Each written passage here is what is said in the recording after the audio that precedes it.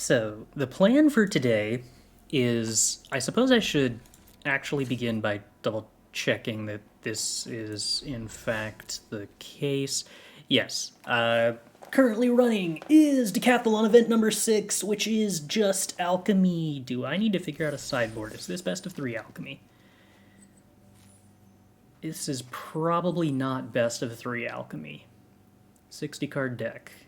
I do not think this is best of 3, and I think that therefore I do not need to figure out a sideboard, which sounds delightful. No, where'd it go? Did it not save? Please tell me you saved. There, okay, sweet, we saved. Okay, so this seems like as good an excuse as any to figure out how to make a Grixis Rusko deck, which was one of the things that was on my mind. I don't know how to make this deck, but we're going to try. So for those who do not know, Rusko is a cool 4-mana card that comes with a 3/3 body that when it ETBs makes a Midnight Clock, which is a mana rock that adds blue and gets a counter at the beginning of every upkeep, yours and your opponent's.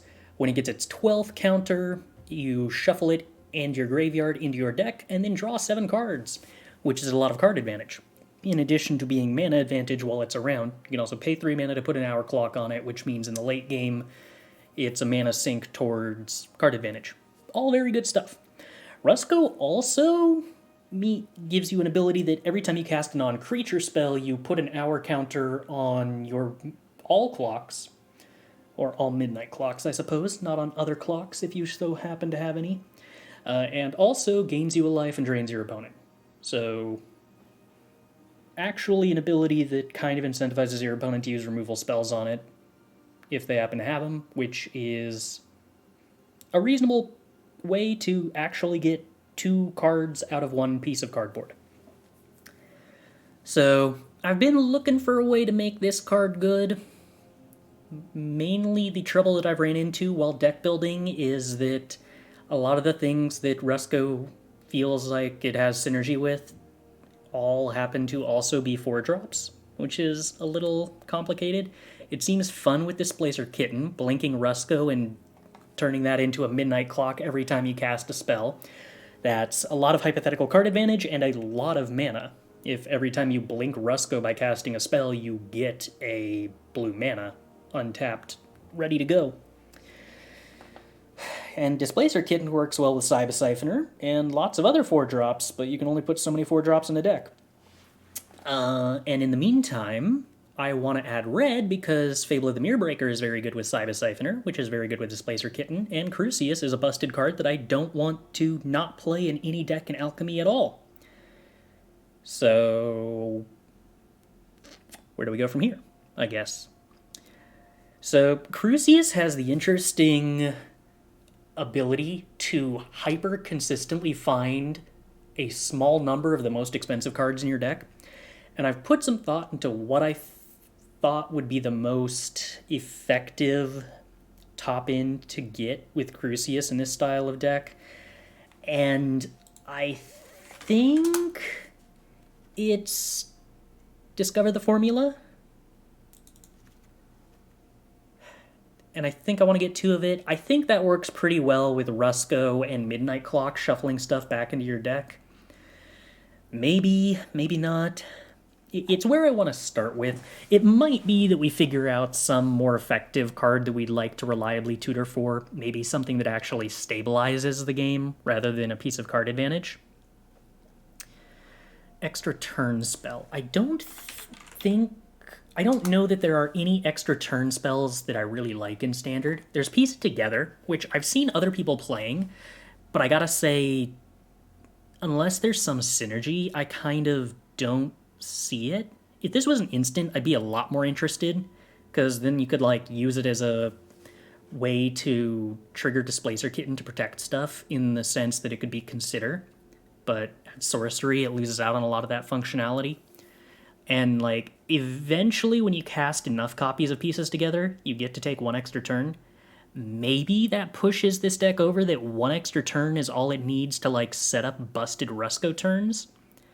Maybe. I kind of doubt that, personally, but there definitely might be some stuff that I'm missing there, and maybe that's worth exploring, but I tend to not like sorceries when given the option.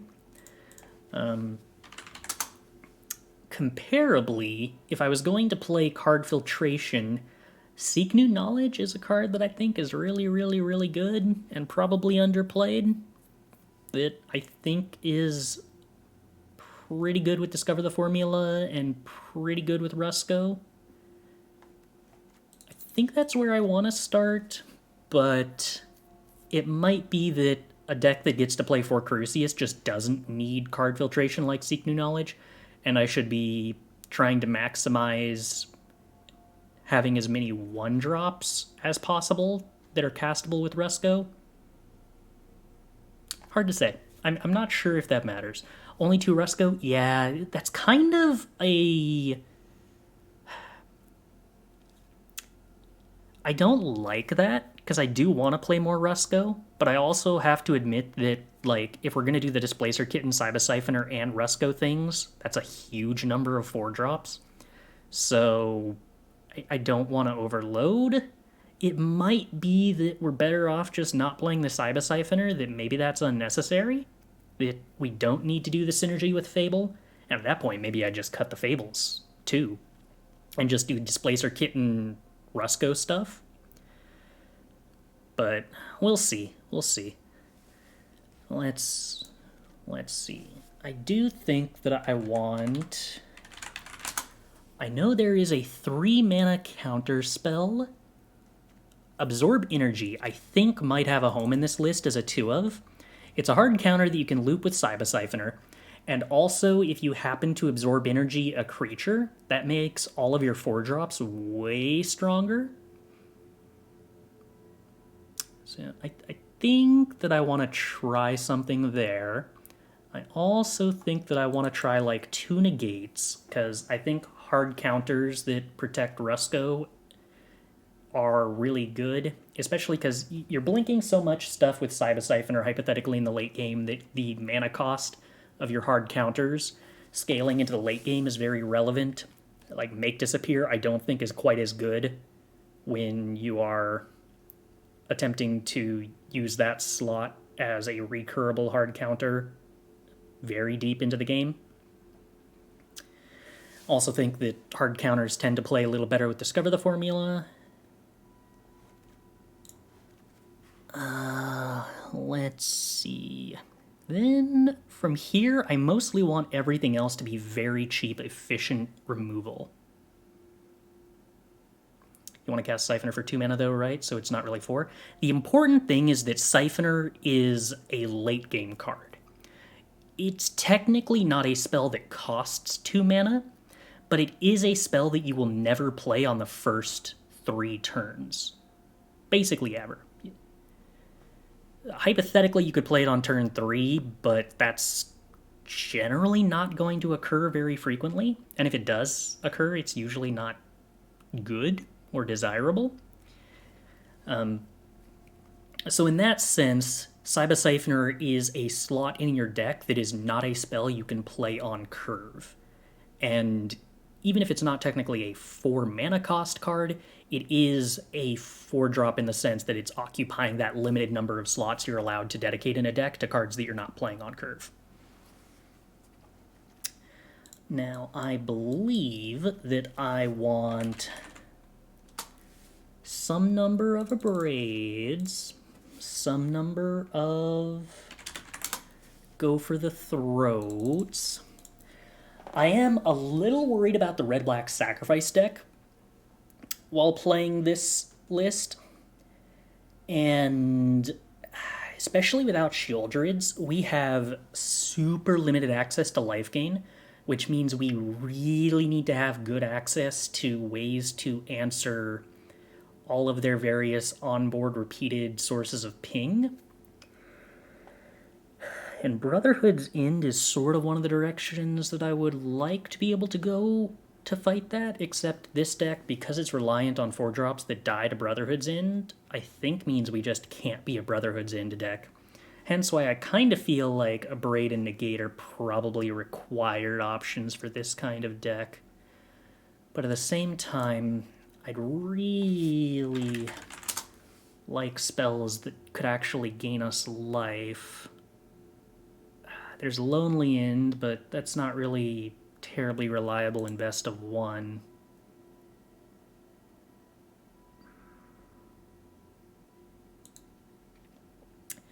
There's a possibility that March of Wretched Sorrow is a card we want.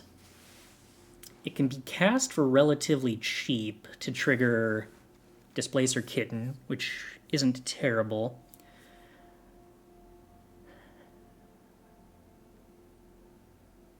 The main problem is that it's not actually very good against Red-Black Sacrifice, given that they are so capable of sacrificing the targets a lot of the time and fizzling the life gain. The Oracle of the Alpha and Sheoldred plans... Well, the Oracle of the Alpha plan with Rusko is, I think, very cute. I don't think that it's particularly good, which is most of all of what Oracle of the Alpha is about. It's kind of a card that does cool, broken things in positions where you probably already would win anyway. Sadly. Sheoldred, however, I do think is actually legitimately very good with Rusko and helps shore up your aggro matchups, which are one of the primary sources of concern for me with this list. The trouble is that that's like the big sacrifice I think you're making by by playing the Displacer Kitten and Cyber Siphoner package, is that you don't really have enough room to fit Sheoldred. And it might be that this deck is just worse off for playing Displacer Kitten and Cyber Siphoner and should just be playing like 3 copies of Sheoldred, 3 copies of Rusko in that slot, and not trying to do blinking Rusko shenanigans. But I don't know. Oracle of the Alpha and Micromancer. Kind of cute, but again, I think the trouble is Oracle of the Alpha has like one really, really, really good card, and that's Time Walk.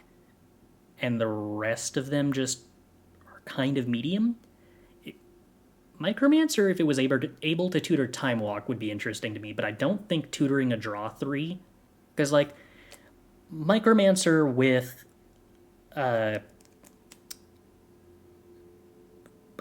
Oracle of the Alpha is basically 5 mana draw 3 with a 3/3 body. If you played Oracle of the Alpha as your 3-drop, which is kind of an opportunity cost because Oracle of the Alpha isn't actually a good body and doesn't really make your deck quality that much better.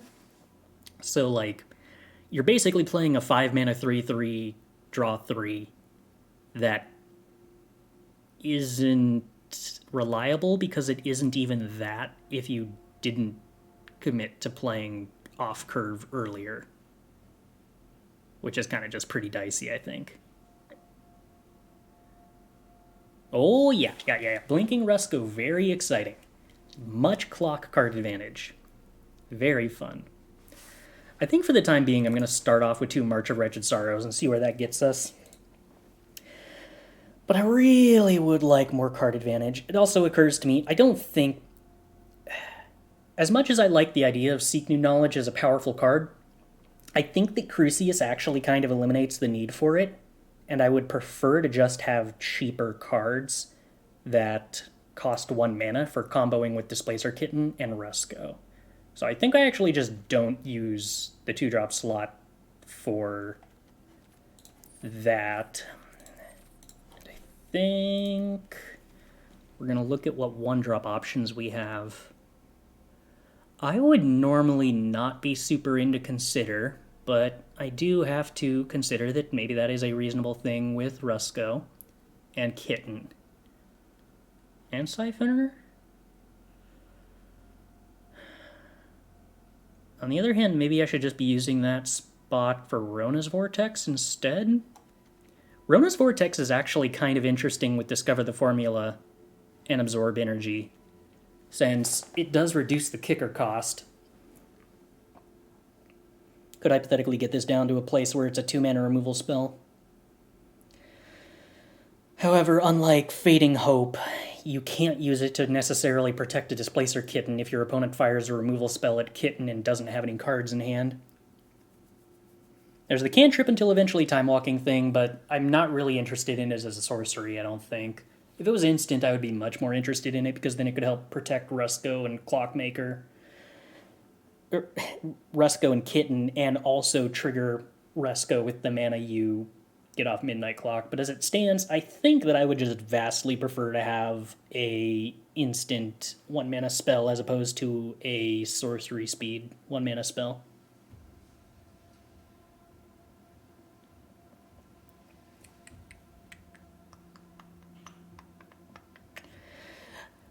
I kind of feel like Spell Pierce is probably just a really good card with Crucias, which is awkward because I don't think that it super strongly synergizes with Absorb Energy or Discover the Formula, but a powerful counterspell you can hold up off Crucias is good, and it also plays well with Rusko. Additionally, Crucias means you have a discard outlet for the Spell Pierce, so you're less likely to have it be terrible in the late game. In fact, we have a full 8 discard outlets, which I think means that I'm supposed to be very into Spell Pierce conceptually in this kind of a deck.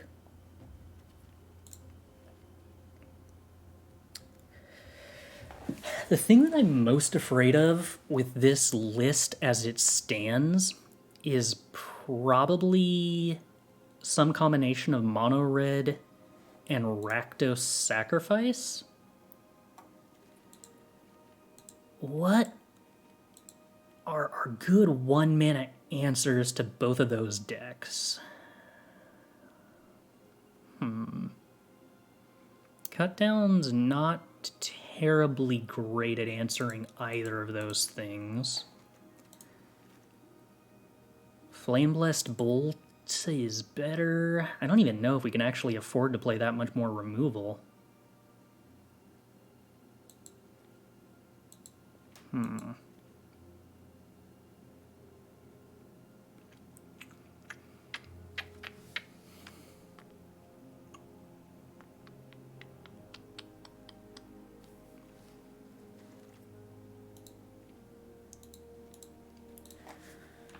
What other options did we have for gaining life?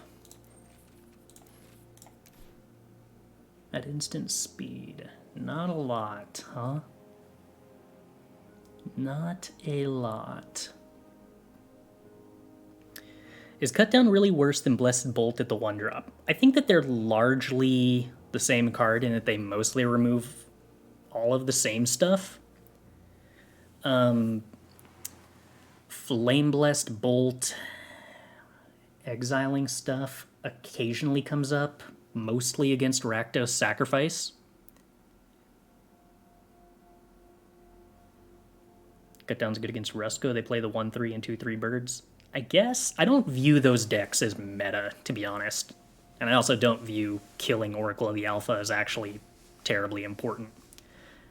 So the main reason that I think Flame-Blessed Bolt has a lot of edge is against Rakdos Sacrifice because of the Blood Artist effects, and you don't trigger them when you use Flame-Blessed Bolt as a removal spell. It's kind of minor, but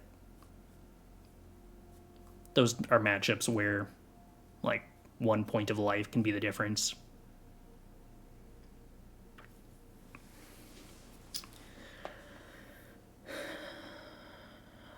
That said, do I think Cutdown is better than Fading Hope? That's legitimately kind of weird to say. There is a big advantage to having stuff that costs 1 mana cost blue for Rusko when played on curve.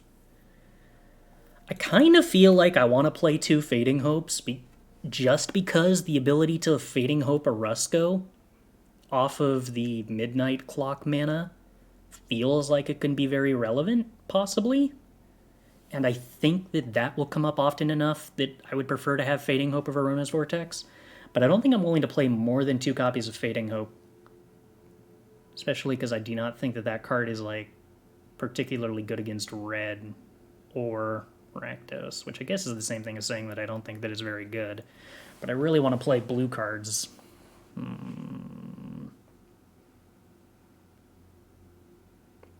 When do we not love big score? Yeah, I do like a big score. But I also don't think this deck is actually working towards very much with the big score.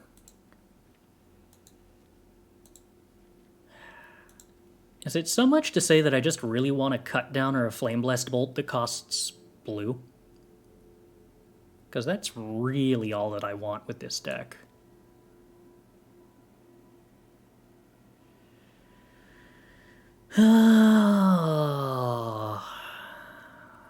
Magic, magic, magic. Why you gotta make my life hard? I think what I'm gonna do is play Flame Blessed Bolt as a 2-of to round out my cards.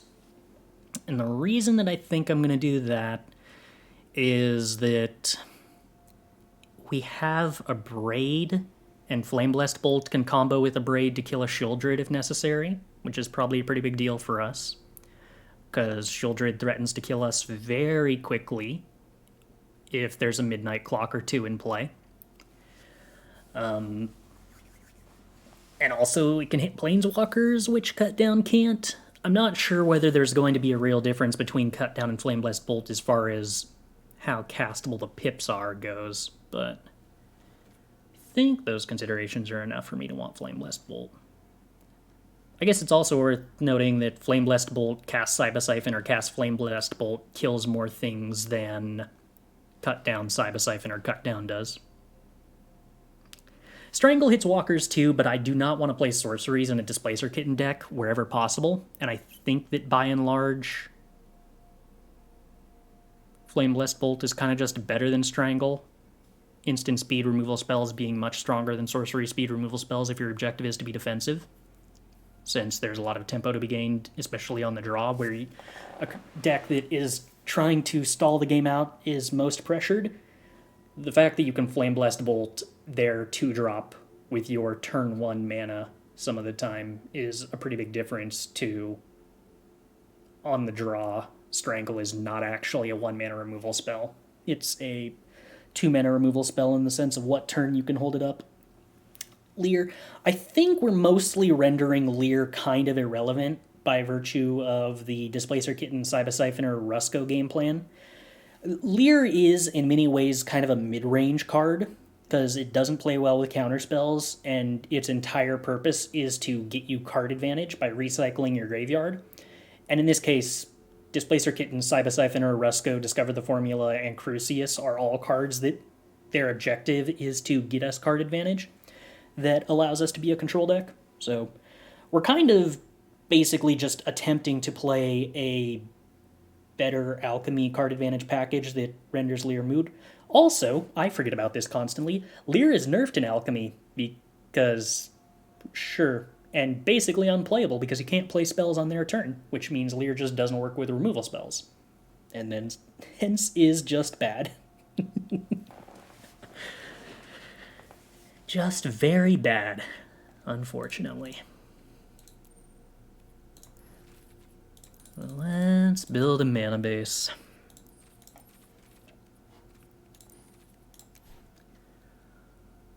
Oh, Otawara, Takenuma, Shipwreck Marsh, Underground Rivers, Stormcarved Coasts, Shivan Reefs, Sulfurous Springs, Haunted Ridge,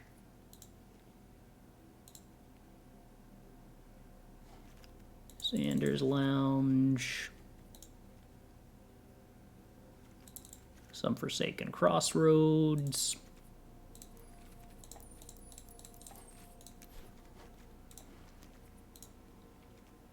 basic swamp, basic mountain, basic island. All right. Is that a mana base? Did we do it in one try?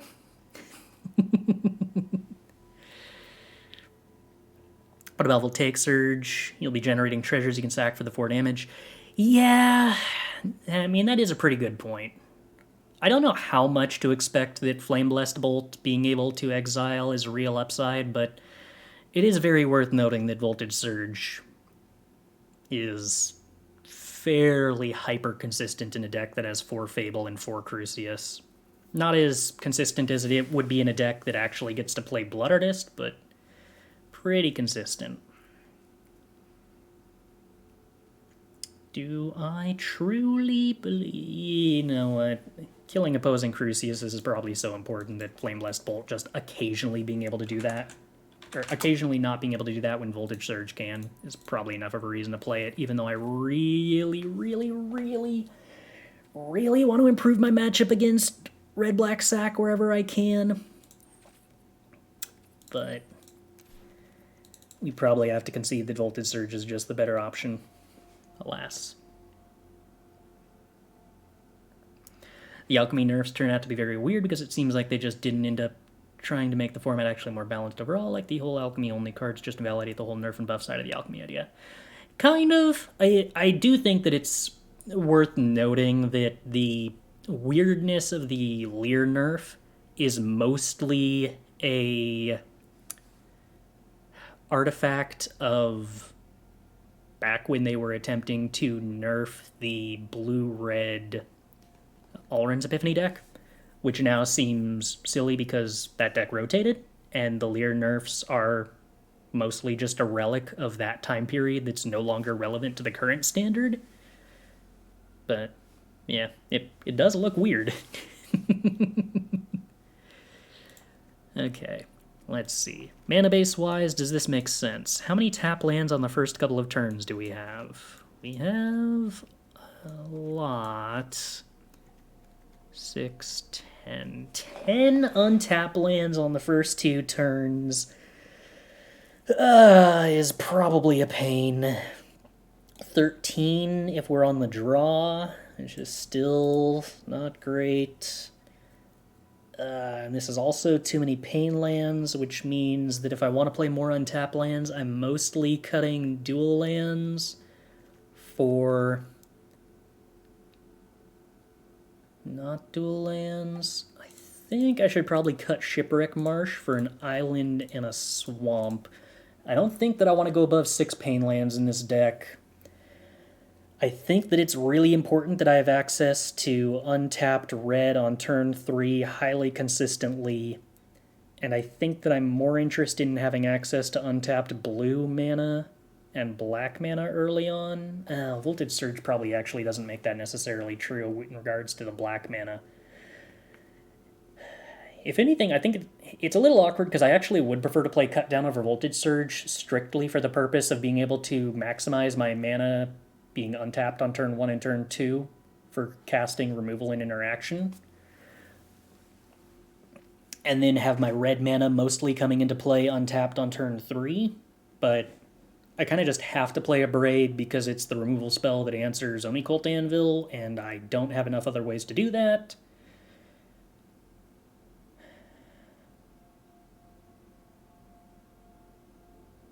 And kind of think Voltage Surge is just the most optimal 1 mana removal spell in terms of flexibility, so we kind of just have to accept that too.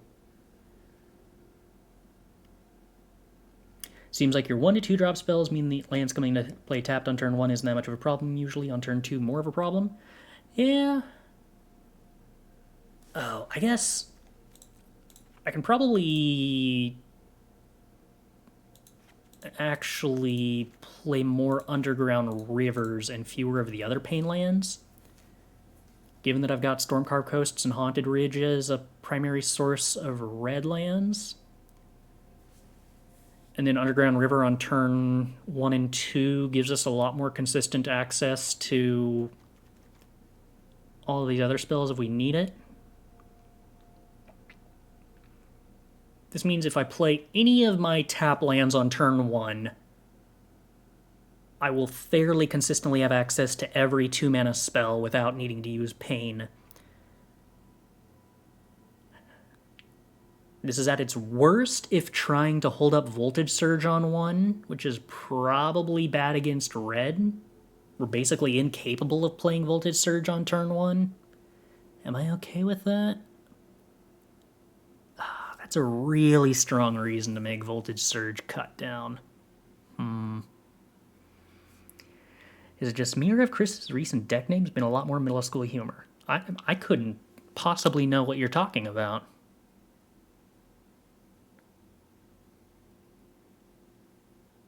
I'm trying to figure that out, but no, I can't puzzle out what you could possibly mean.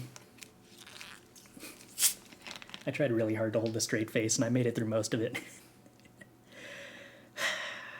Yeah, I think that I'm actually willing to cut the Voltage Surges and play Cut Down specifically against Mono Red. I think that's actually the point that I'm at while staring at this mana base. And I think we're just going to jam it from here. Retrieve socks. Remind me in like an hour, and I'll go do that without another retrieval. But I do know that just prior to me starting this stream, I had turned on the fireplace for him and he was sitting in front of it, so I don't want to pull him out of it just yet. In the festivities, not very good against a lot of the decks in the metagame right now. It's not terrible against Rakdos Sacrifice, but it doesn't really answer their non-creature permanents, which are some of the bigger threats. And against Red, weirdly enough, it actually kills very few of their creatures, somehow. Alright, let's just go with this and see where it is as far as starting out goes. We'll have a socks eventually. Not to worry. Not to worry. Unless I finish this very, very quickly and we wrap up the stream in the next hour, which would be very impressive with this deck. But if that happens, you're all out of luck, and I'm just going to go to sleep because I've been awake for like 14 hours already, and I really need to reset my sleep schedule so that I'm not waking up at 3 a.m.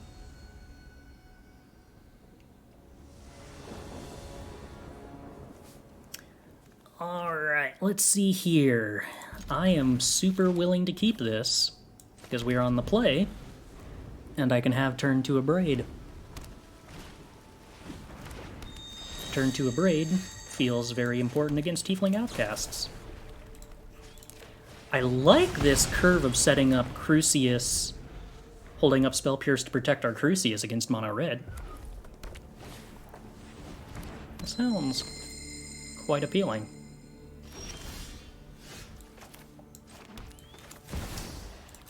Now against Mono Red, do I want to play Fading Hope or Absorb Energy more likely?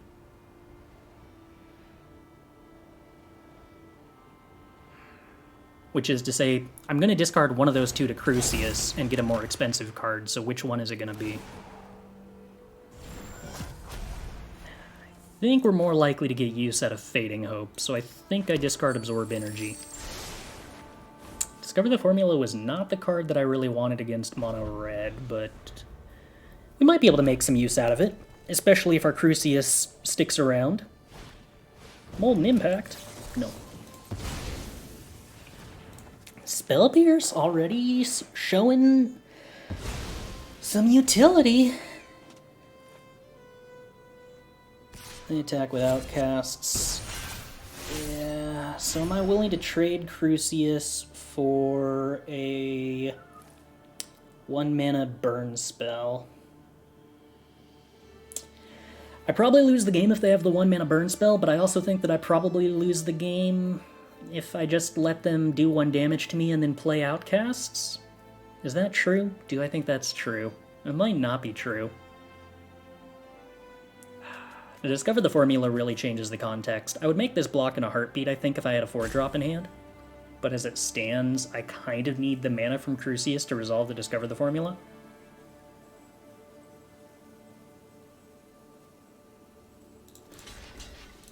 I don't think I can win the game if I just let them get the damage in and then develop the other tieflings. Luckily we drew the best possible card, although I would like to have played it this turn to reward me for the decision that I made.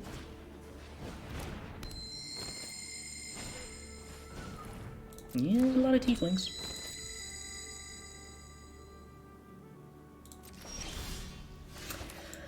Okay, second discover the formula is not helpful. We really would have preferred a land, but at least this could be worse. Probably.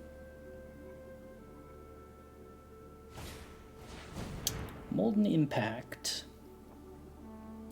Feel pretty strongly that that actually makes me want to blink the Rusko. Especially because I end up needing the extra land drop here off of the Midnight Clock Rusko makes. Letting them get the attack with the Tiefling is pretty bad. It's definitely not good.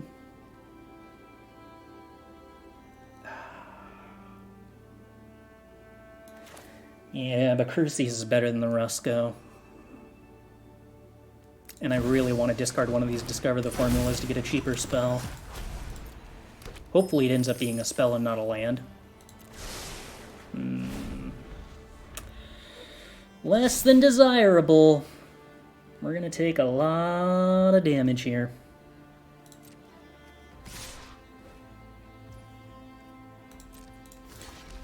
Yeah, I think I just have to make this block. Gotta shrink the Tieflings for the future turns.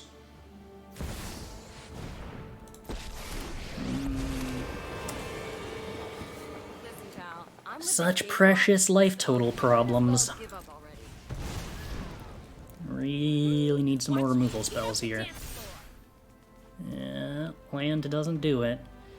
Alright, so we're taking 5 damage here, going to 4. How acceptable is that? Not. And yet, I think that I still have to do Discover the Formula nonsense regardless.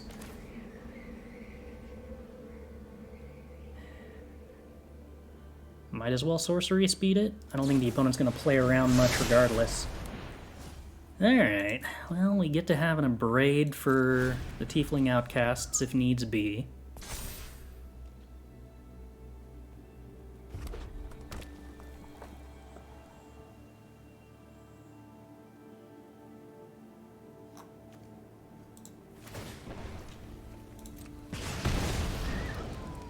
Give a toast? I'd love to. Ambergris will have to be getting removed. Hoping the opponent specializes? No. Alright, well... What's the wording on you? I was thinking I could get cute and Fading Hope the Ambergris in response to the trigger, but I do not think that they would go for that.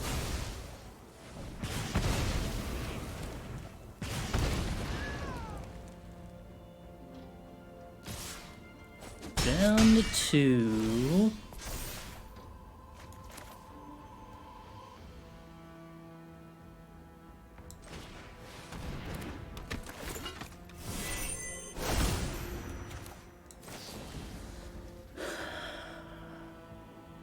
Do I bounce outcasts now? I guess there's probably no reason to. I'm gonna go down to 1 to Chandra.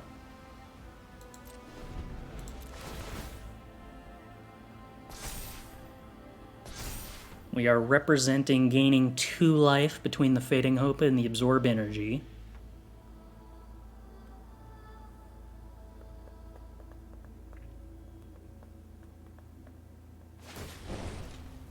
Okay, well that's not putting us to 1. That's something. They can absolutely cast the mountain.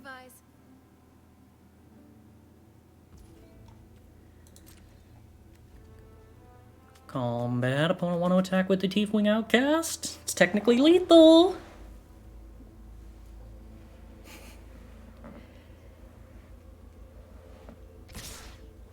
Alright, lethal represented. Blockety. Fading Hopity, gain a life.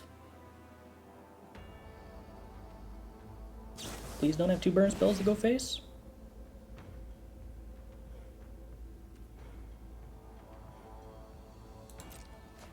Electrostatic Blast finds not 2 burn spells that go face, or even not just 1 burn spell that goes face. Counter. Bounce. Crucias do we like? On my turn, Midnight Clock gets 1 counter. I think I'm actually really desperate to find an instant or sorcery. Oh no, it doesn't matter because Midnight Clock goes off on their turn. So was Crucias actually fine?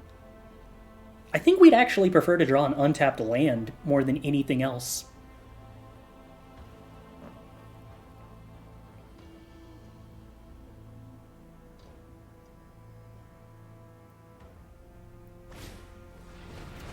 Mana down to 3.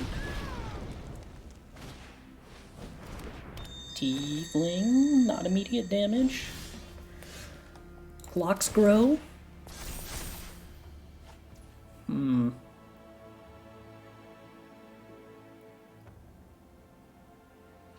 So do we Abrade the Tiefling Outcast and then attack the Chandra? Does that make sense? Certainly I'm supposed to use the Abrade. I guess the question then is whether I play the Xander's Lounge or not.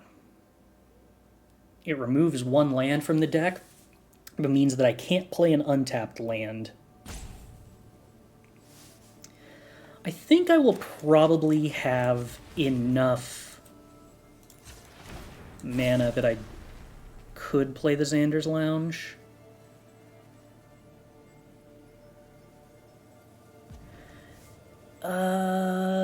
No, let's not, because I do actually want to be able to cast a 6-mana spell into a 1-mana spell.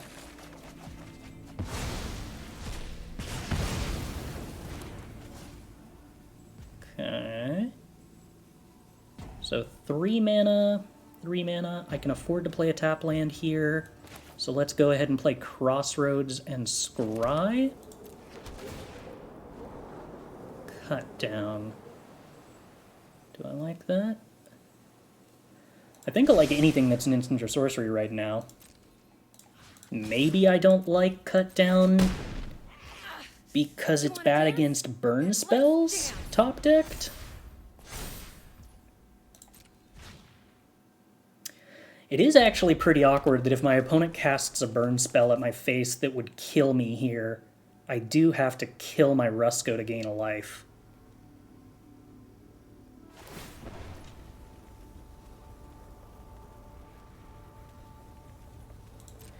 Can we put the cycle on the stack and then Abrade? Yes, we could do that. The problem is that although that is largely pretty good,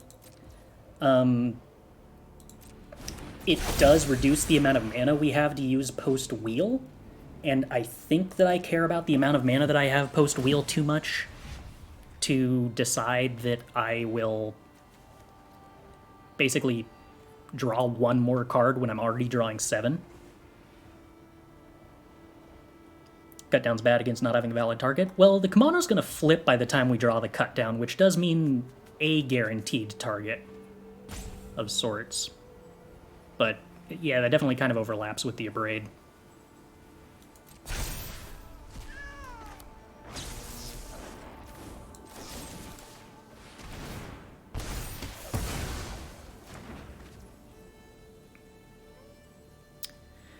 We're in the awkward position here of choosing whether to put a counter on Midnight Clock or cycle Xander's Lounge. The Chandra is a real problem right now, and I actually have very limited answers to it. So, 9 on my turn, 10 on their turn with a counter on Clock. I think that I'd rather put a counter on Clock. Maybe that's wrong. I'm not actually doing the math on that. It might actually be kind of irrelevant whether I put this counter on Clock or not. In terms of when I'm allowed to transform the Clock.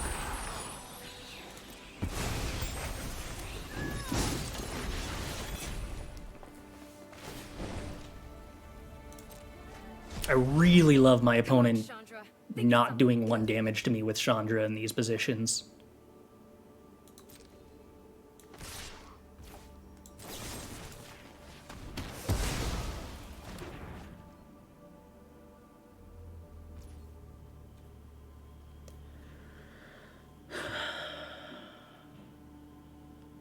Weirdly enough, I'm actually 1 mana short of doing the draw 8 cards trick with Xander's Lounge here.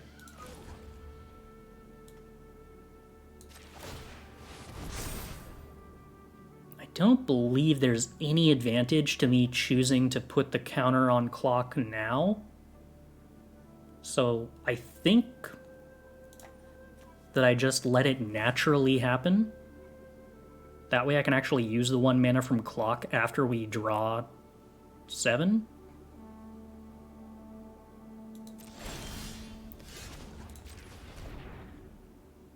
I can't cycle Xander's Lounge in response to this in any way to make something happen.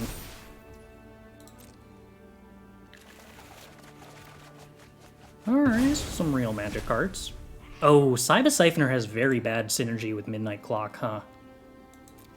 Because it shuffles away our graveyard. That may mean this entire half of the deck doesn't actually turn out to be a good idea in any way. Hey, there we go. That's a very good magic card. I like that quite a bit. Let's see. If I play Takenuma as my land for the turn, I believe you can do this for 5 and still hold up, go for the throat, and Spell Pierce. Holding up Spell Pierce probably doesn't matter very much, right? All I need to hold up is go for the throat, so we actually just do this for 6.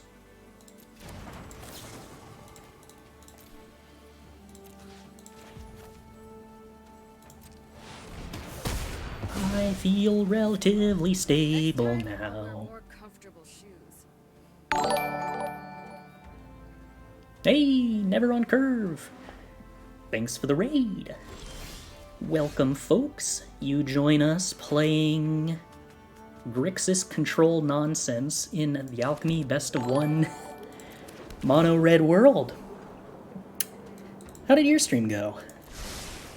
Let's see. I think I'm just gonna play Fable and Crucias and then discard something.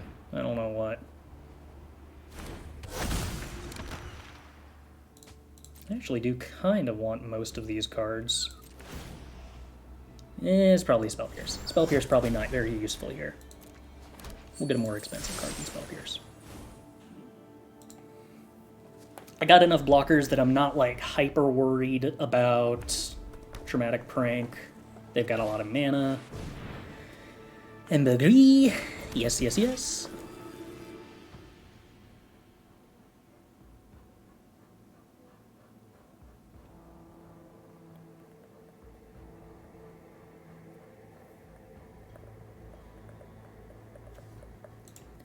Opponent possibly choosing whether to specialize Ambergris, which go for the throat's pretty good against.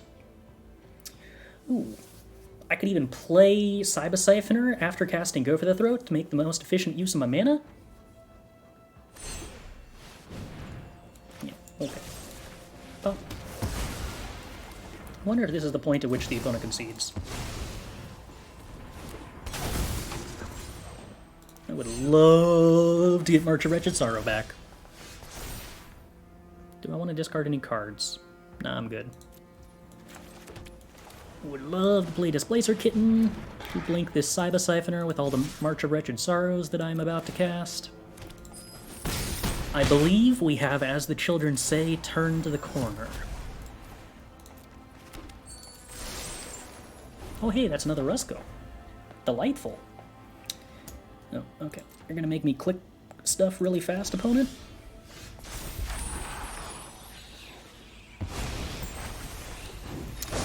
Alright, let's go land drop, Rusko. Just in case the opponent has some kind of removal spell that stops me from killing him here. Now I can cast an arbitrarily large number of spells by blinking Cyber Siphoner and drain my opponent to death. Whee!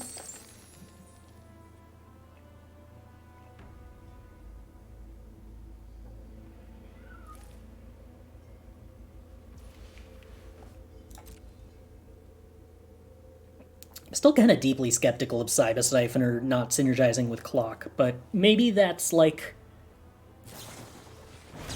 a sad win more problem, because, like, if we ever resolve draw 7 with Clock, it doesn't really matter whether we have synergy with that or not. Let's see. I would like to cast March of Wretched Sorrow for 0, targeting Cyber Siphoner, blinking Cyber Siphoner, drain opponent for 1. I would like to get back, Go for the Throat, and then I would like to cast Go for the Throat, targeting Cyber Siphoner, trigger Displacer Kitten and Rusko, blink Cyber Siphoner, get back Spell Pierce, Spell Pierce Flame Blessed Bolt, blink Cyber Siphoner, get back March. I never should have got back Over the Throat. This loop is way more efficient.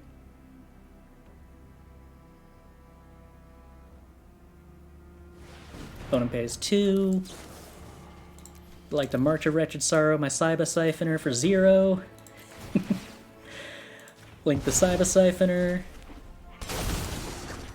Get back Spell Pierce. Resolve March. Spell Pierce. Link Cyber Siphoner. Get back March.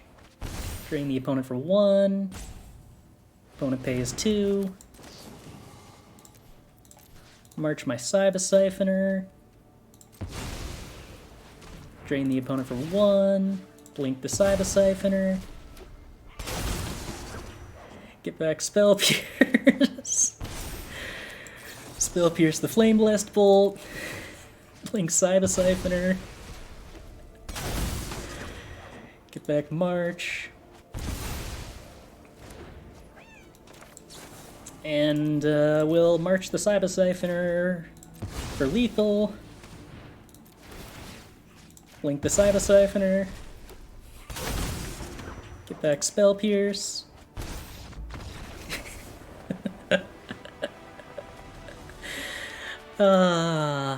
Alright, that's what I wanted the deck to do. It's so satisfying that we got to do that against mono red of all decks.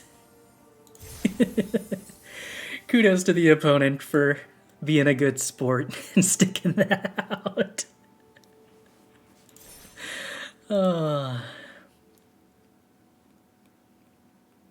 18 life and we were worried about life gain? Yeah. I was worried about March not being a good enough removal spell early, and I am still sort of nervous about that, but I do love that it is a very powerful life gain spell late.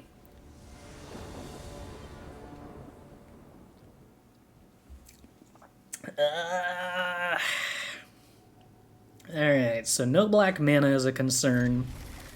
The lack of, like, good cards independently is a concern. We're just gonna hope this gets somewhere and call that a plan. Hopefully we get to absorb energy a creature and reduce Rusko and Displacer Kitten by 1 mana. And I will say, this is about as good as Fading Hope gets. Invalidate a Kumano trigger, put a card back in their hands. Do I just take the swamp? I probably have to. It's not really what we love here, but it is kind of what is necessary. I'm going to play a swamp here over the mountain. I think it's got a slightly increased chance of making the opponent play a non-creature so that we get to negate on curve here. No. Alas. I think that Swamp represents removal spell better than Mountain in the context of this format specifically.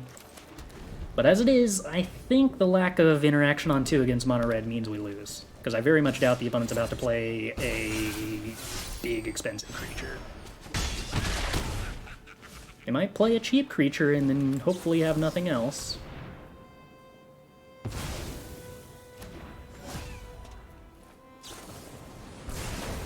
Ouch.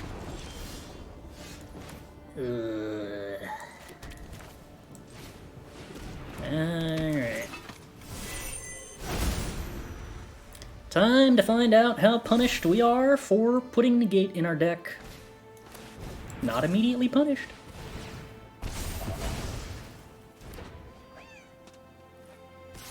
Am I willing to go down to 2? Oh, they don't attack with everything. Alright. Well, I feel pretty obligated to block, unfortunately. This is where Displacer Kitten looks extremely bad. Sadly. 4 mana, get back Rusko? No, because of etchings. We have nothing in the graveyard to get back, alas.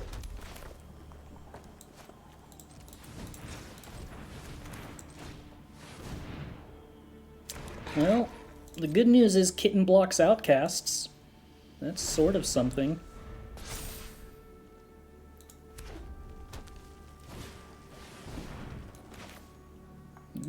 Alright.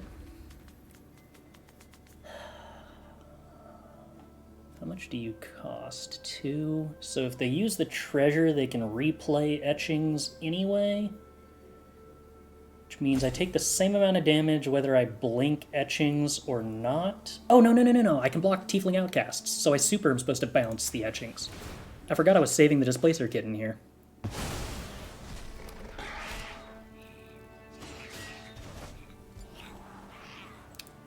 Yeah, I'll take a cut down.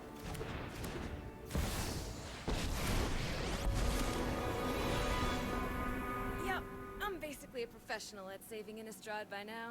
Kinda hate the Chandra. Kinda makes me sad. Give a toast?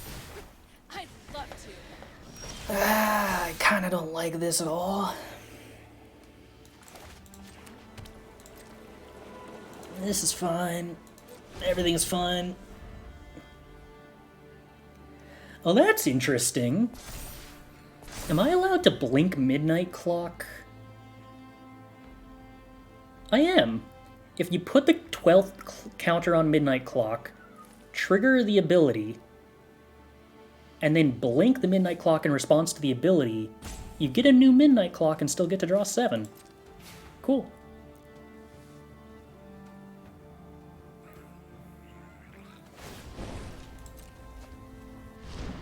Who needs a plan? Well, Big Spender is still cut downable, so that's cool. Oh, no, it's not. Why did I think it was? Oh, because of Tiefling Outcast buffing it. That's the problem. Ugh. Gross.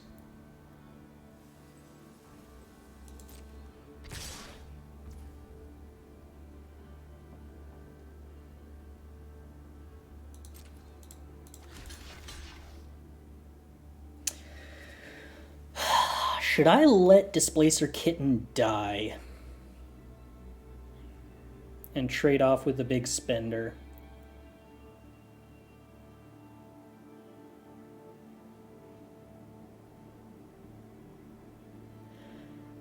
I can buff Midnight Clock up to 8 here, which means it'll go to 9 on my turn and 10 on their turn.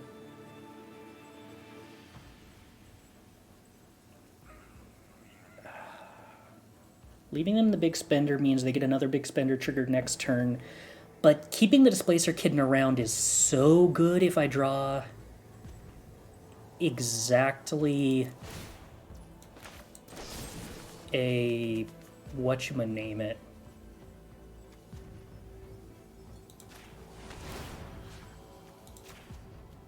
Blinky synergy thingy? Oh. Any 2 artifacts, not just 2 treasures? That's kind of wild. I had no idea.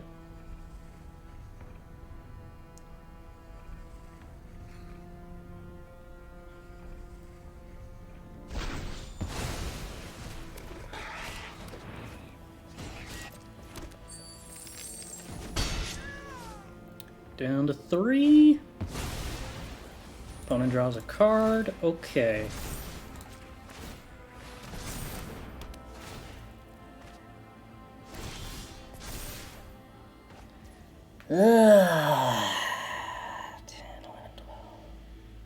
Yeah, tap land's kind of the most miserable draw possible.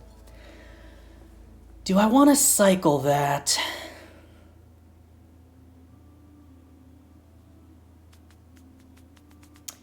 If I don't cycle it, If I put all my mana into counters on clock, I could have 1 mana up on their turn. I have a few 1 mana removal spells that I could draw into.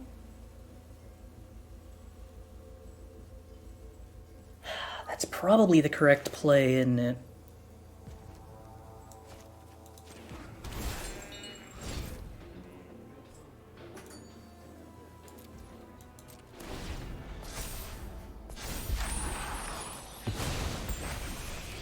I think my big play here is to get... Oh, that's miserable.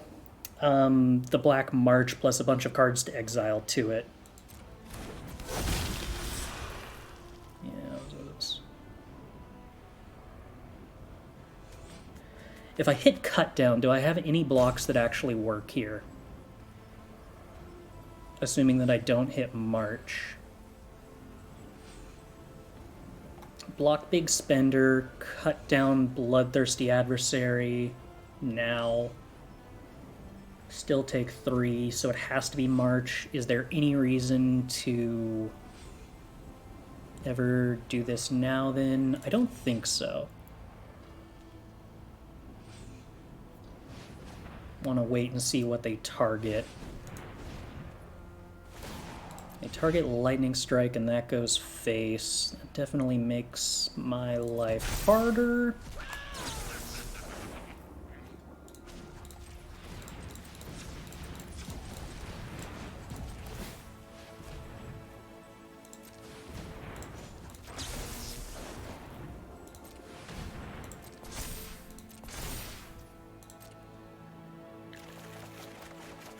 March?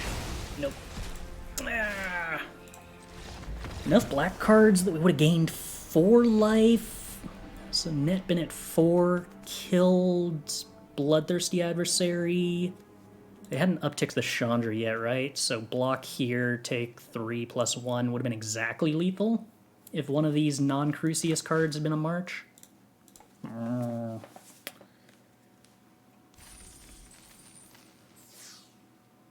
Dead on board, so we have to cycle. I don't think we were dead on board if we hit March, right? But we needed March plus a number of black cards.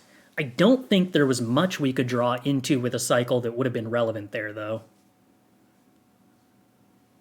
Because like, even if we had drawn March without drawing a bunch of other cards, we wouldn't have been doing it for enough to be relevant.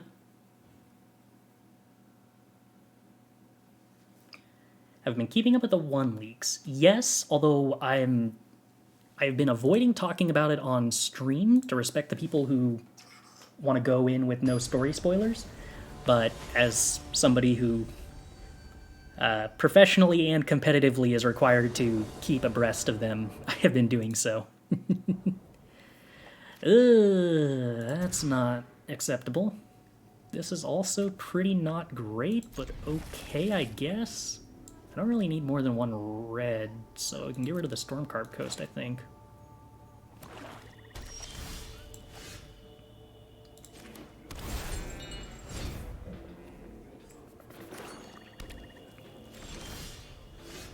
Okay, I love seeing multiple swamps. Because that means I'm not playing against red, which means I like my odds. Second March? I don't think I need a second March, probably, if the opponent hasn't done anything for the first 2 turns. Yeah, Painful Bond is not one of the cards that I care about. Could have Spell Pierced that. But would rather Spell Pierce a Sanguine Brushstroke.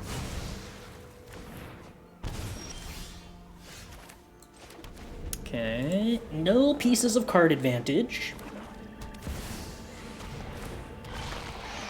And Sheoldred is not really a card I have an answer to. I would like to not take damage, so I guess let's Fading Hope. And let's play a Kitten. Kitten means they can't just replay the Sheoldred unless they have land plus cut down. And also, because I had nothing that synergizes with the Kitten, I don't really care if they kill the Kitten. Like with Meetup Massacre. And then we top deck the real good card. Kinda love it. You don't have a 1 mana spell that kills Crucias. But that seems to imply they might have... What do they have here that has a legal target for 1 mana with Crucias in play? Is that just March of Wretched Sorrow, then? Let's draw 6 drop. No, Rusko's pretty cool, too.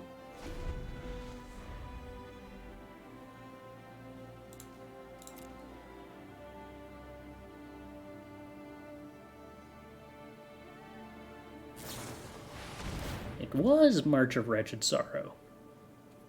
Okay. I can't really do anything about that.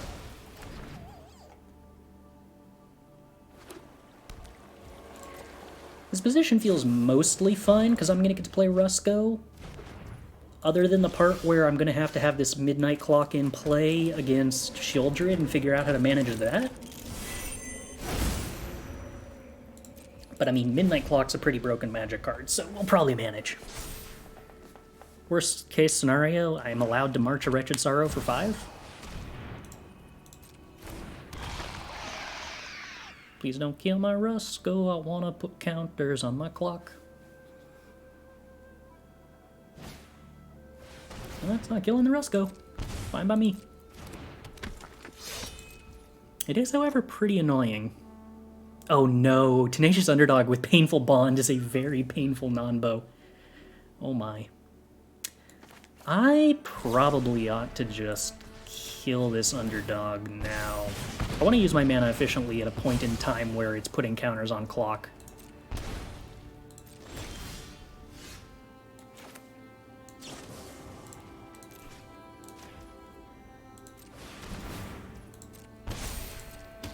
And I kind of knew I was going to tap out on my upkeep to kill the Sheoldred anyway.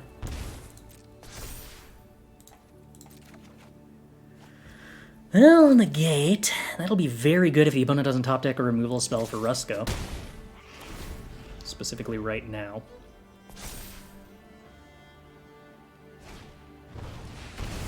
Tenacious Underdog is not a removal spell for Rusko. Viconia? Oh, okay.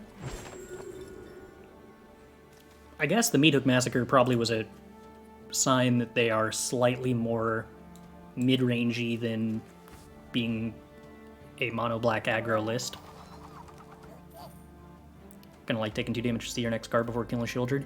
I was kind of feeling like there were very few things I could have drawn that I would rather do than March of Sorrow the Sheoldred anyway. Did they... I'm sorry, what just... Did we just specialize this for nothing? Because nothing was exiled? Okay. Well, let's discover the formula. That was a great draw.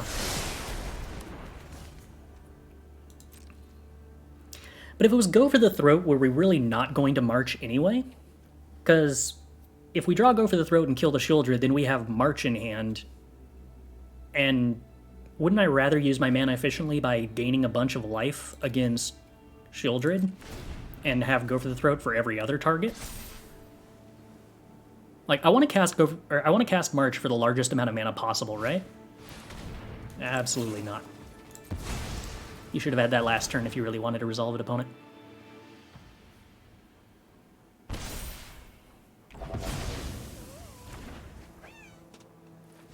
So yeah, I guess my thinking is, in the scenario where we draw Go for the Throat, I think I'm still going to cast March anyway.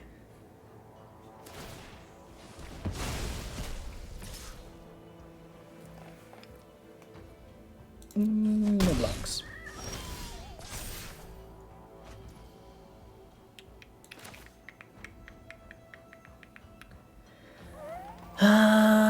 Let's see. Cast Fable with Midnight Clock.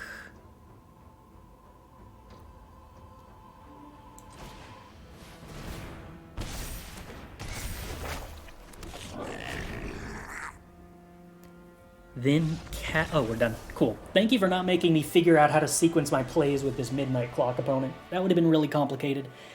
I think the line was probably play Fable, trigger Midnight Clock, in response, Go for the Throat the Viconia that hasn't specialized yet, then draw 7.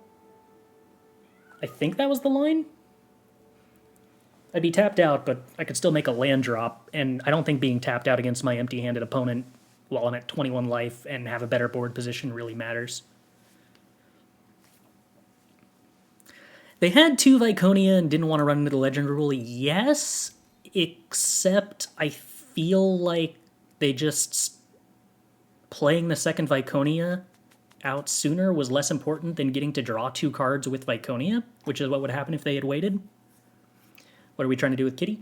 Blink Rusko, blink Cyber Siphoner, blink Fable, and also technically blink Midnight Clocks if we're really desperate for more mana. Is there enough synergy to justify the times where you draw Kitten and no combos with it? Probably not, to be entirely honest, but I want to explore it. I want it to be good. I don't expect it to, but I want it to. We've definitely gotten to do really fun things with Kitten so far. I don't know if any of them actually changed the result of the game, but...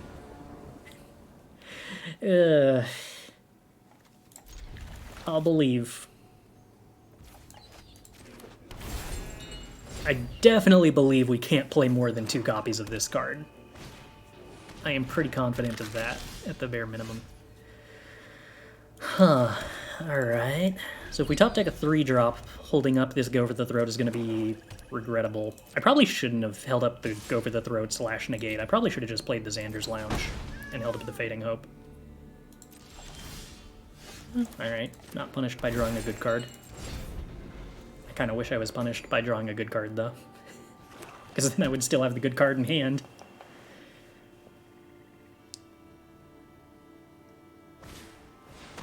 Target opponent exiles 2 cards from their hand. I mean, I guess I'll negate that. So this is weird. We're playing against what looks to be mostly a draft deck. However, I was going to say also basically playing a draft deck, but that has changed now because we drew a good card. So we are going to get a 6-drop with Crucias. Maybe an issue, given that we are currently missing land drops, but I don't know. What if the opponent's draft deck just doesn't have a removal spell for Crucias? What does the opponent have skillies? Because, for whatever reason... Oh, that's a removal spell. These decathlon events have a kind of awkward habit of having opponents who... outside of events are probably playing around in the bronze tiers, and that's not a knock against them, other than the ways in which it kind of implicitly is. It's a criticism of the lack of MMR-based matchmaking in events. And in a way that is fair, but I am sad that opponent has been led by the program into a environment that they are probably not optimally suited for.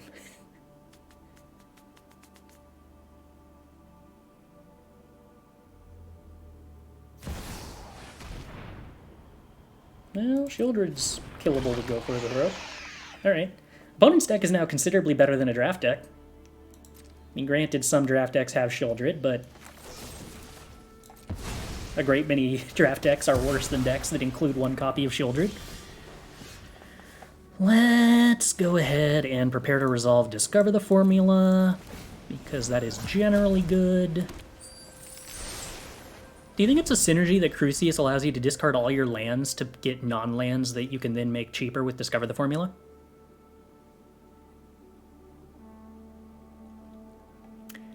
Why are Praetors not artifacts? Because they needed to... You may choose a creature, enchantment, or planeswalker card from it. Deal. I will discard that creature, enchantment, or planeswalker. I figure for game balance reasons they needed to have the ability to make an entire set that wasn't only artifact creatures. No. Oh. Opponent, you're being so cruel. I have to choose whether to cast Discover the Formula or save my Crucias? I'm getting bullied. Fine, resolves.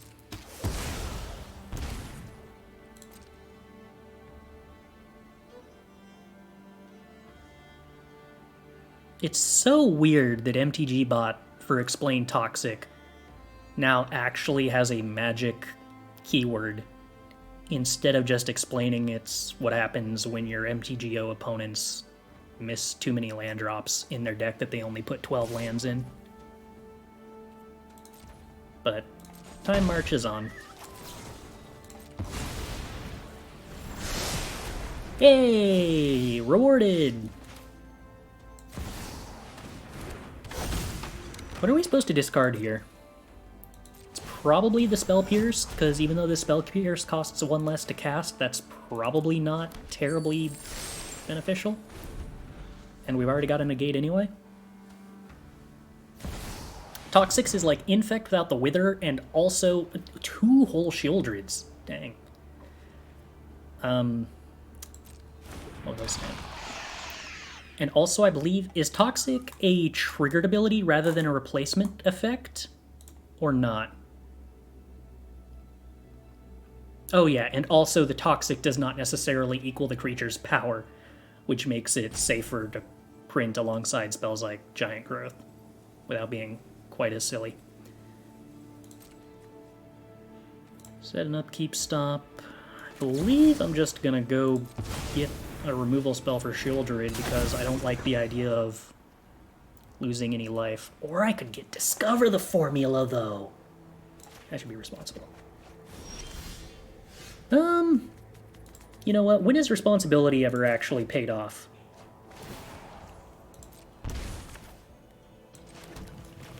Doing it this way, if I missed the land drop, I could Rusko into Go for the Throat off of the Midnight Clock. And that only costs 1 life, because playing the Rusko before playing the Go for the Throat gains 1 life anyway. But turns out I should have just expected to draw it and everything would have been fine because nothing's ever wrong, and I always draw what I need.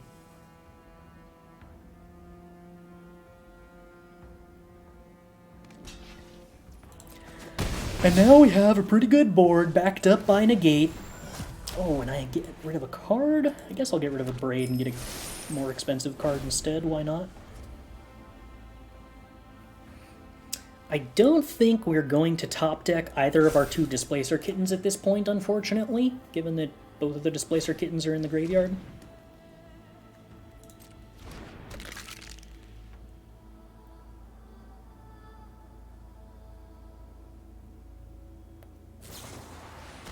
Target opponent exiles a creature they control. I mean, I could just exile Cybosiphoner, which is probably the correct thing to do. It's real boring, but it's probably correct.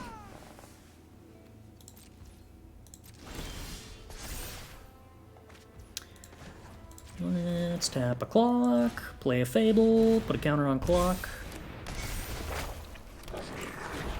I don't need to make land drops, do I? Why would I make land drops when I can turn lands into spells instead? That seems better.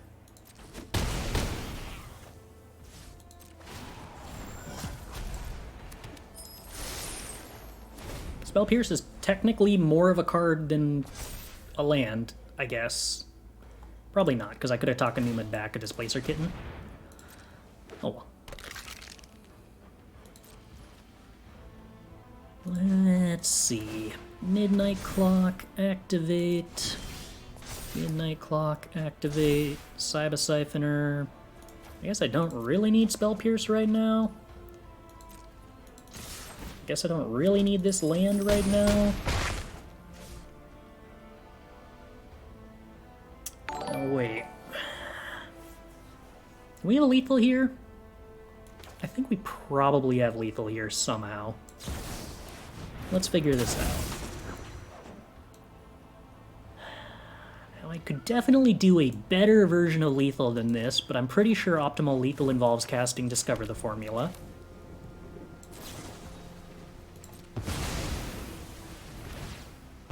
Put the opponent to 2. Go to end of turn. Discard a March of Wretched Sorrow. Get a more expensive spell. Hold priority. Oh, I don't even need to hold priority because I don't need to negate here. Let's cut down the specimen. Oh, wrong order. I should have marched first. so that I could actually gain 2 life before my opponent died.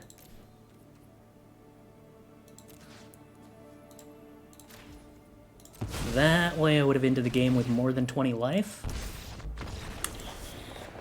Well, I'll learn how to play one of these days.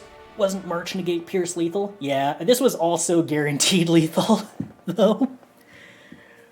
So, it actually literally didn't matter what the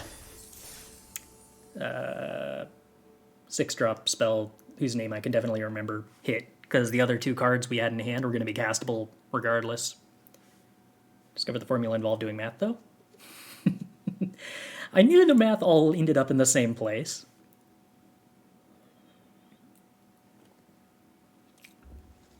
But yeah, Discover the Formula literally could have just drawn any 3 cards in our deck, and it didn't matter what they were.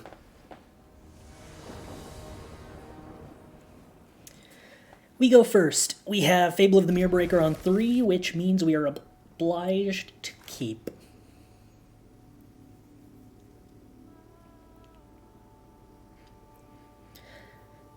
Yeah, I gotta say, I also feel like I don't really have the brain power.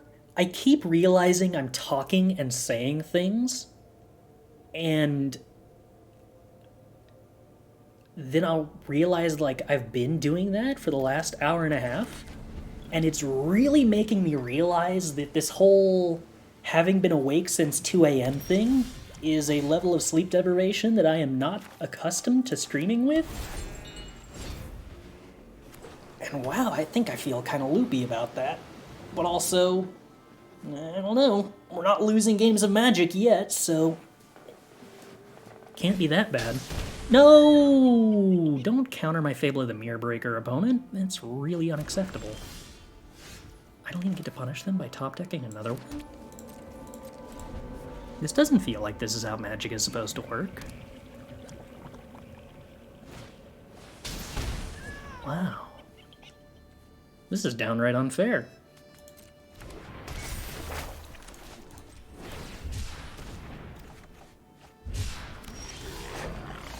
Alright, Discover the Formula is at least kind of like a real Magic card. Second Discover the Formula is a little less like a real Magic card. Let us not show them the swamp. My mana is basically perfect already, so we can afford to hide information.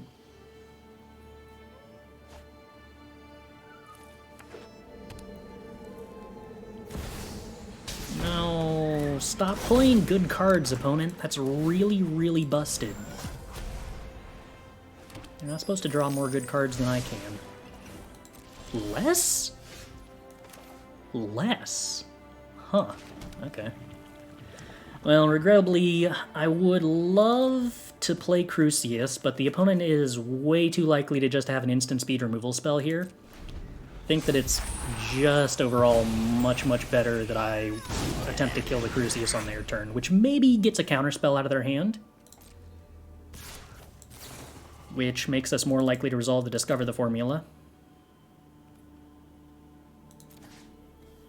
Hold on. I guess I do this for 4? I would do it for 3 if it meant playing around Make Disappear, but since it doesn't, I might as well just gain more life.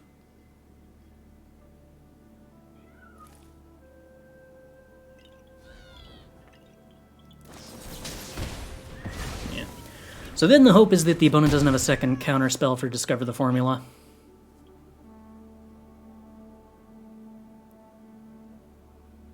Do we have any creatures in the graveyards? Yes, regrettably.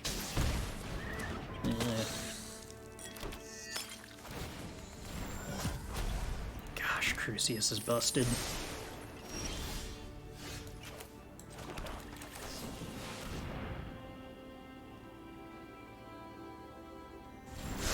Alright, that's not great, but it's something at least. How do I beat my opponent resolving and protecting a Crucias?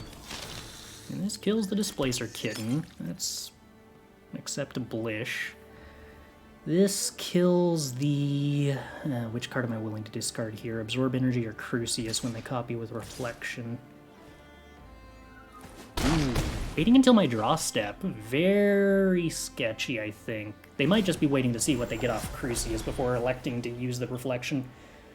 But opening themselves up to an instant speed removal spell on City Stalker and not getting the value out of the copying it with Reflection would be, I believe, a mistake. Yeah.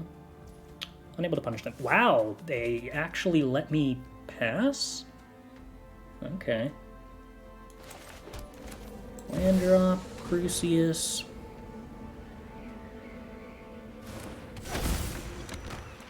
Pass to end of turn. Find out when they want a reflection?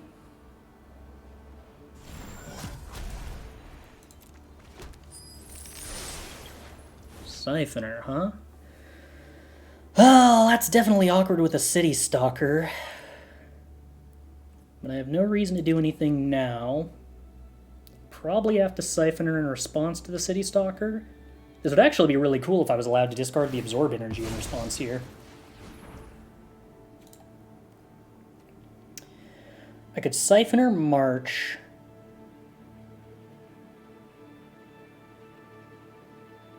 March, discarding Cut Down. Kill the 3/3.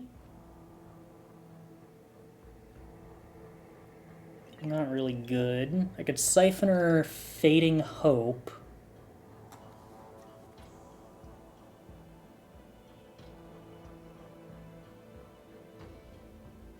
That's also not good. What I really want to get back here is the...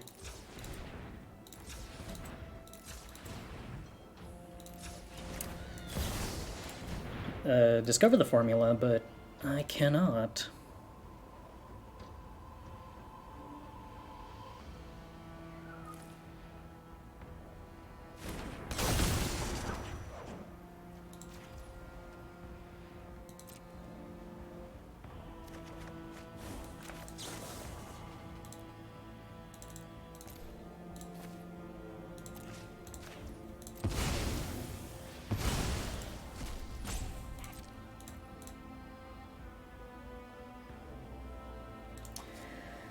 So now they kill my Crucias with Blood Tithe Harvester copy. And my opponent's still on 4 lands with infinity mana because of the Crucias.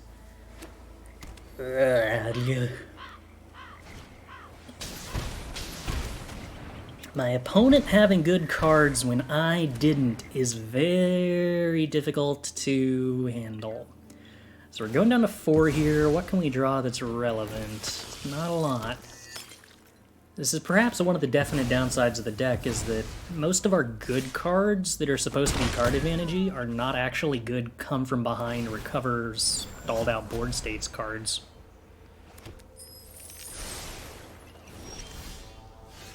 They require us to actually have a decent position on curve.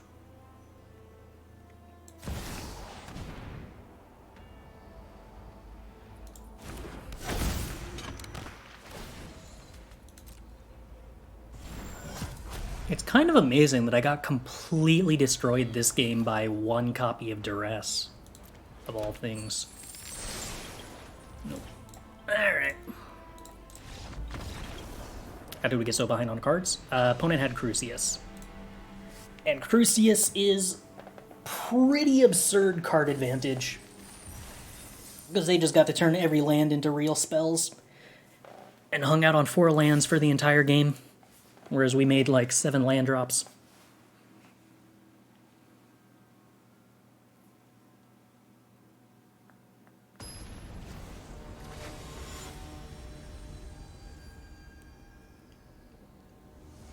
This deck does kind of need Brotherhood's in, but also it can't play Brotherhood's in because its 4-drop package is like completely invalidated by its own Brotherhood's End.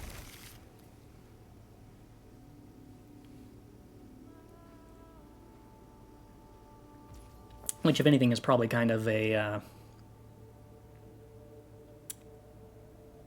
rebuke of the deck. Which is kind of a shame, but also The idea is too fun to just say no to.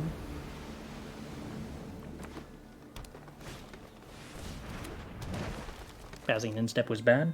I don't think it was. I mean, passing to instep and then having a removal spell was, I believe, the ideal scenario. Like, I don't think we were winning that game through many other ways than Cruciasing into a good removal spell. Like, I think making it to the instep was mostly the opponent making a mistake. Where are we? Their end of turn? Yeah, I'll Abrade that and keep go for the throat. Any comments on the Demir Birds version? With, what's the name? Oracle of the Alpha? I think it's a cute deck, but I don't think that it's very good. Yeah, alright, discovered the formula. Now we're working with something.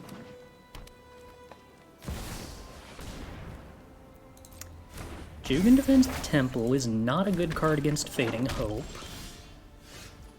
However, missing land drops is definitely slightly awkward, but we have Crucias, so again, not actually the end of the world. I kind of think that I just don't care about killing this human monk. If it means that I can just develop my ability to make more treasures instead, and I'll still be holding on to Fading Hope regardless. That said, it is a little awkward that I kind of want to hold on to this Cyber Siphoner for Fable of the Mirror Breaker, but I don't think I can actually afford to. I want to keep Go for the Throat, I want to keep Fading Hope as cheap interaction, and I really want to be able to cast Discover the Formula after making more land drops. How good does Jarsel look to you? I admit I have not seen it in play yet, so my opinion of it is kind of not very meaningful. But also, I was kind of confused that I've seen so many decks playing it because it just didn't look like a very good card to me on the face of it. So, if there's something there, other people have seen something that I haven't, because getting to cast a free 1-drop in exchange for playing a medium 3-drop instead of one of the very, very, very, very high-powered 3-drops that are in the format is kind of meh to me. It means you need to play more 1-drops that I don't think are particularly good in order to reliably be able to use the ability. And if you start casting 2 and 3 drops with it, that's probably, like, really good, but again, this is the same colors as Crucias and Fable, which take up a lot of 3-drop slots and are already kind of just better. So, I don't know. Magic's weird. The playability of cards is not really determined by how strong they are. It's determined by the opportunity cost of those cards relative to other cards in the same mana slot.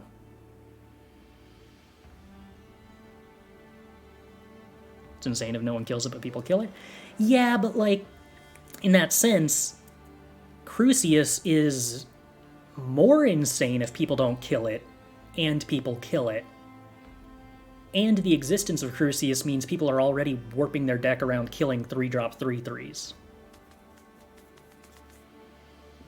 The biggest problem for me with Jarsel is really just that it makes you play way more 1-drops than I want to play in, like, any deck. I think I'm just supposed to sorcery speed this guy here. Okay. And then we can choose what to discard and discard the thing that we have too many copies of. Alright, well, Displacer Kitten's great.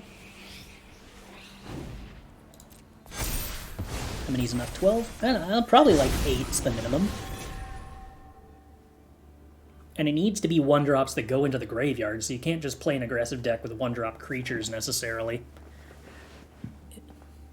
And like, I just don't know how to do that. I've seen people like playing it alongside Duress or similar hand hate effects, and like, I guess.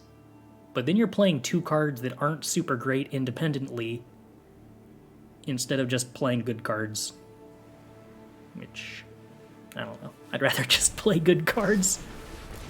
Oh no! Anyway. The power of Fading Hope that's had its mana cost discounted by 1. Well, I'll take a land. Why not?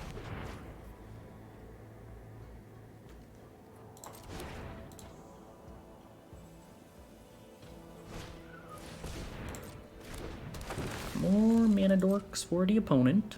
Very well. Good with Assemble from Parts, I guess? But then you also need to be playing discard outlets, and then you're not doing it on turn 3, and like...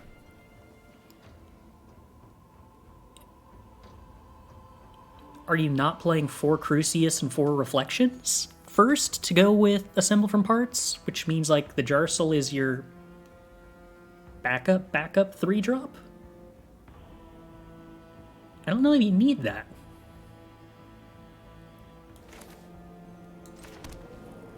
Line Up the Shot seems kind of reasonable, but also isn't like the most desirable 1-drop to play. I guess that's my main problem with Jarsoul, is just that like there's not a lot of 1-drops that I want to play. So if Jarsoul is giving you medium reward for warping your deck by playing cards I don't want to play, then I'm not super in love with it.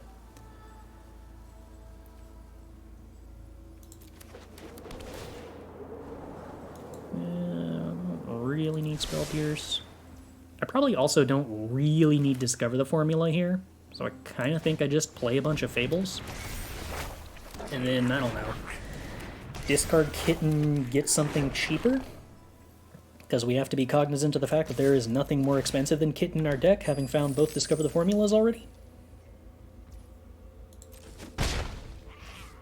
Explain all the people playing Lily. Nostalgia is a hell of a drug. No, not lands.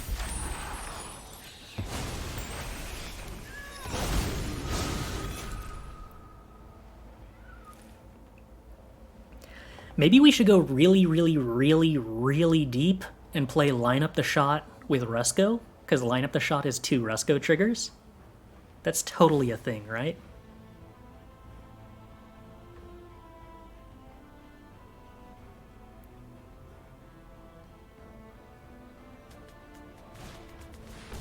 Blanchwood Armor. Okay. That is a big dragon.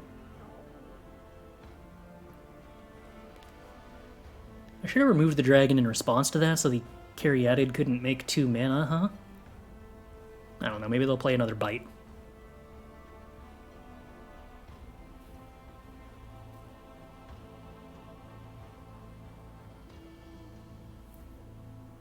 Also, it occurs to me, are we still playing? Did I not lose the last one and needed to re-enter? Did I re-enter? Did that happen? Are we on the second entry now? And I just, like, zoned out and missed that happened? Or did we play until 3 losses?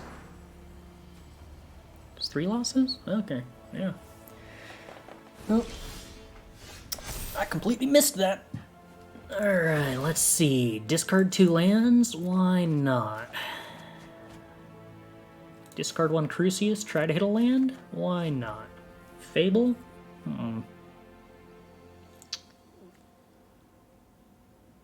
We're gonna discard one of these cards to Crucias, probably.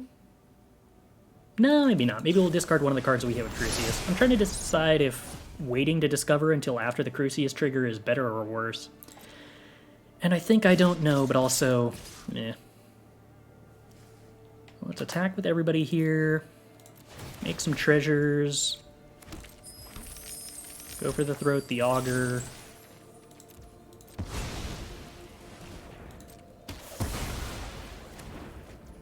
March the Remnant? Nah. I think we're discarding Spell. No, we're discarding Fable here, huh? Discard Fable, get something more expensive, I guess? Which will be a 4-drop. Rusko, that's probably lethal. That's probably lethal.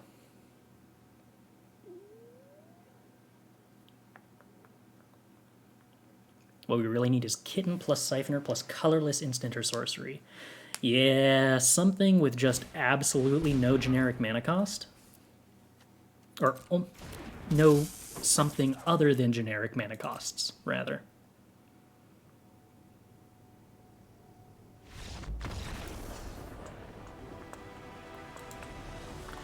If your strategy with Jarsil is mid-range, then dedicating your deck space to one mana cost cards would be sus. Yeah, and I think the trouble I have with the card is I don't know how to take advantage of it in a way that isn't mid-range.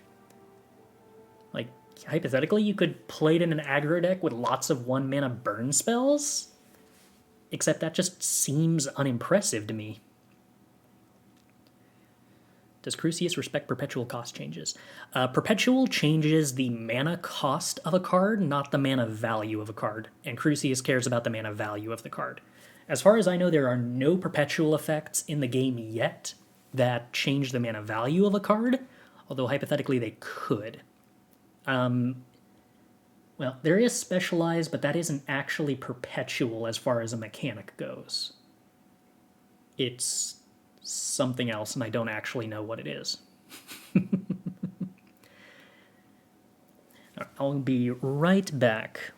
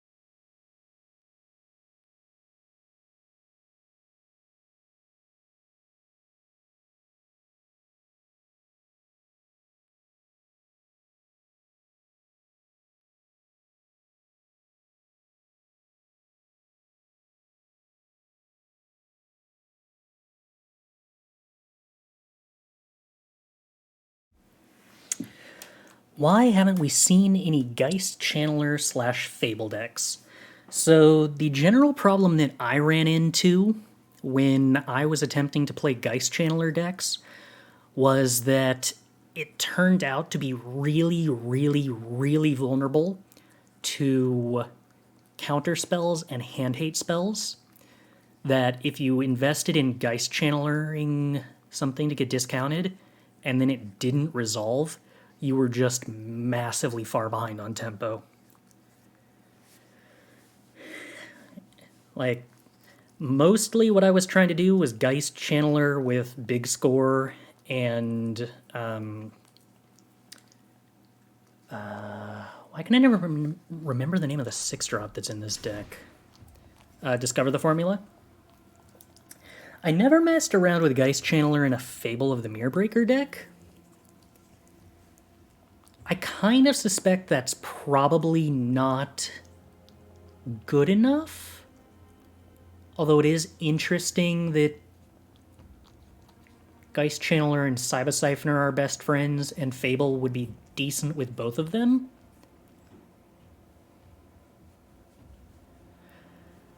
It's a real shame that Geist Channeler can't reduce the mana cost of Fable, or else that would get real interesting. But yeah, I don't know that there's any high enough density of spells you would want to discount with Geist Channeler, because the other fail condition with Geist Channeler is that, like, you have it and you just don't draw a spell that is worth discounting the cost on, and that is really brutal, because then you're just playing a very bad card that you don't even want to play on curve. Geist Channeler asks you to make a lot of compromises during deck building and then isn't really consistent enough or even rewarding enough when you do assemble all of its pieces to justify it, in my opinion.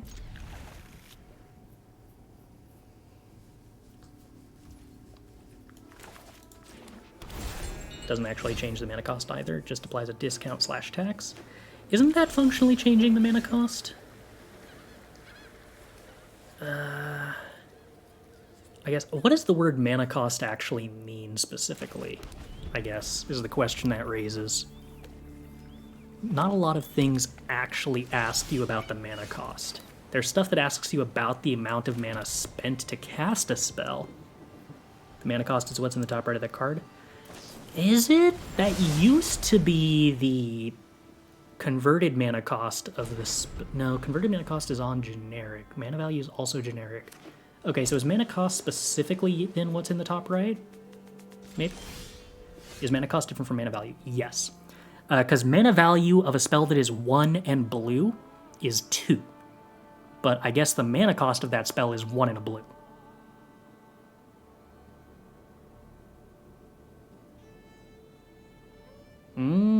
Okay, so mana cost is something more specific, but very few cards, of which Urza Saga is a good example, yeah?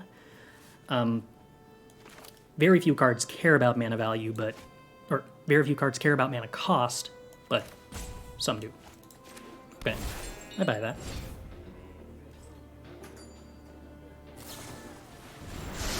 My opponent is doing a lot of seeking. Wheels are spun.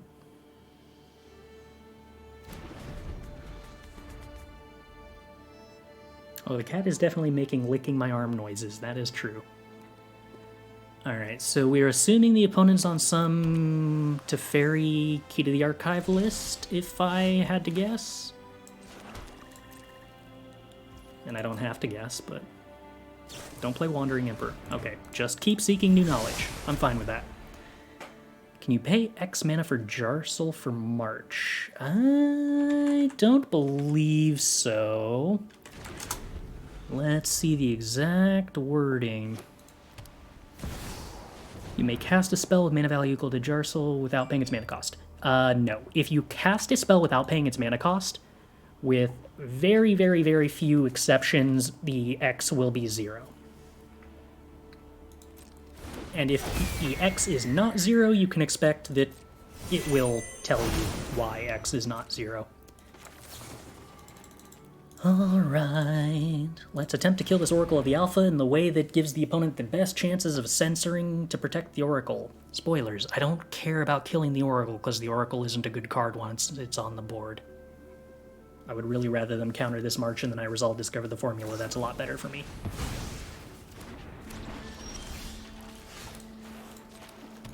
Whee!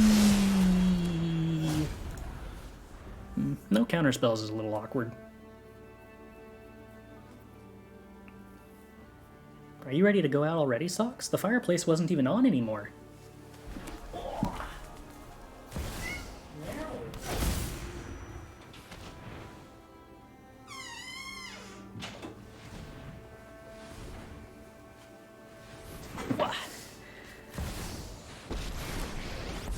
Why have I not graced the Good Luck High Five Discord with pictures of that cat? Because if I allowed myself to be taken over by the urge to post pictures of my cat everywhere, then the cat would take over all of my social media involvement instead of just this stream. If Oracle is not a good card once it resolves, are you implying it's a good card before it does? It's certainly better before it resolves. It gets worse after that point. Alright, let's go ahead and... yeah, let's Rusko. I think we'll have enough blue sources that I don't need to worry about this pain.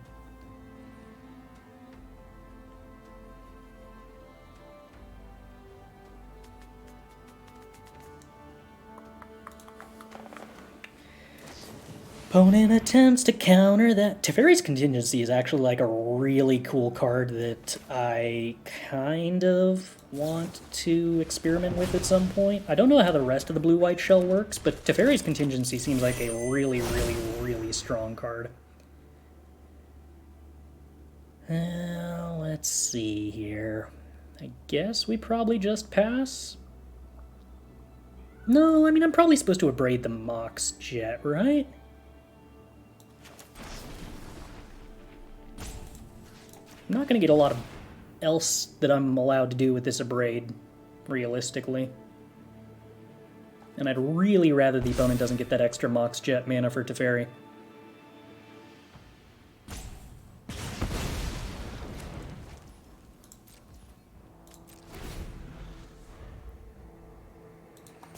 Alright, now we attempt to have the opponent not top deck Time Warp.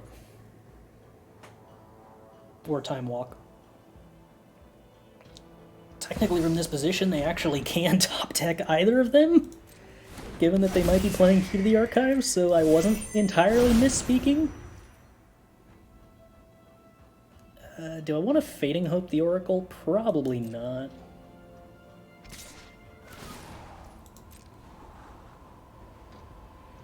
I mean, I kinda do.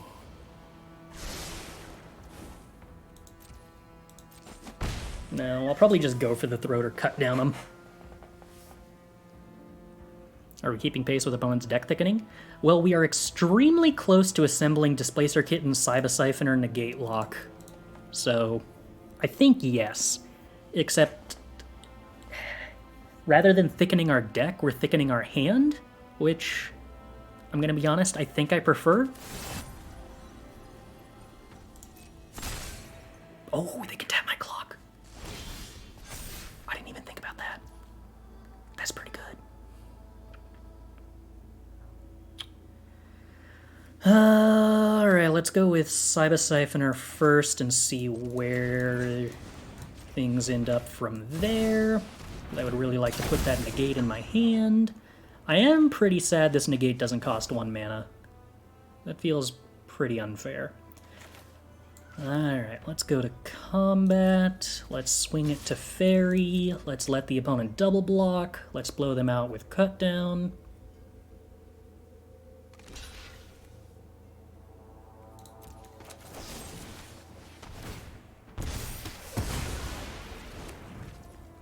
Oracle's dealt with. Turn passed. But if you Fading Hope the Oracle, they might recast it. Now, bear in mind, I believe that I am so incredibly favored at this point that the only way I lose is if my opponent top decks... what? Only Time Walks for the rest of the game? So I do sort of need to prevent them from assembling the 1 in a billion chance that they can beat me. Yeah, I guess I kind of want to pick up the Cyber Siphoner so I draw a card off Rusko because I am immensely greedy. You know what, I think that's actually probably just correct.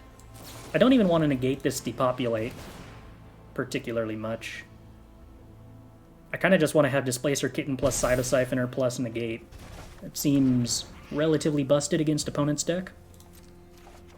I mean, like, hypothetically they have a Teferi doing stuff, but I don't know. Do I make that block if I'm the opponent? I don't know. I mean, the birds are basically useless, so losing them doesn't actually mean very much. And single blocking makes no sense, really, because again, the birds don't matter very much, so like, losing 1 extra bird if I have a removal spell versus just chump blocking with a bird isn't a big deal. And I think your loyalty on Teferi matters more than any of your birds do. So, yeah. I think I would make that block in their position too.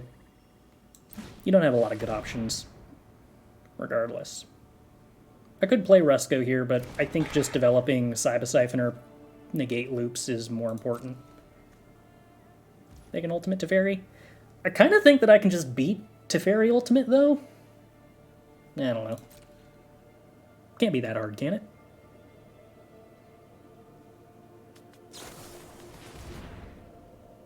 Do I care? Kinda care. Kinda don't care. I don't care.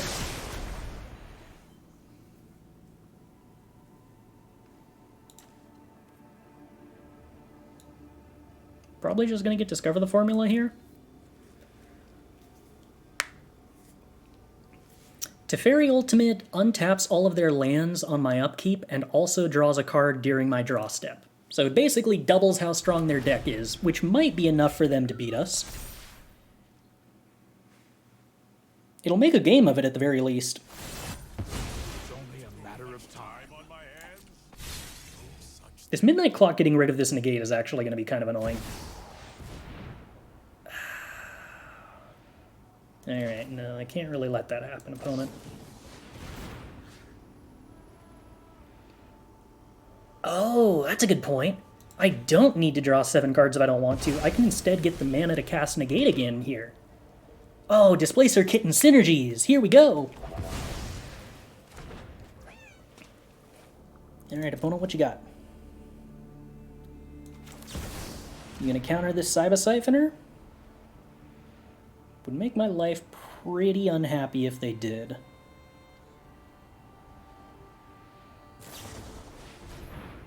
Okay, I'm willing to pay for the Undersimplify. I don't care that my Cyber Siphoner is an O2. That is just fine with me. I will take Discover the Formula here, I think. Get a counter on clock. Opponent untaps all their mana and draws a card. Good for them. Displacer Kitten attack. Cool. Good play, Clockmaker. Don't think I want to. Think I just want to pass the turn. Discover the Formula.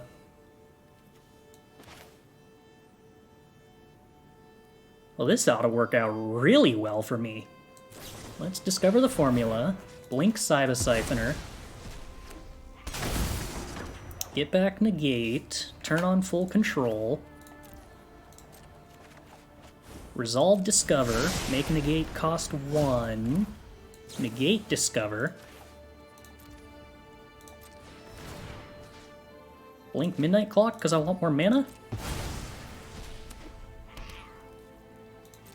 Good times were had by all. Pass the turn. We begin to see why I was saying the opponent doubling the amount of mana they have and doubling the amount of cards they draw probably still wouldn't be enough. No Spell Pierce? Probably would have been better to Spell Pierce, I guess. Mox is fine.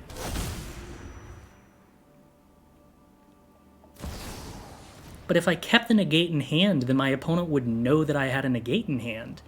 The Spell Pierce could be anything. Let's counter the draw 3 and get back the Negate.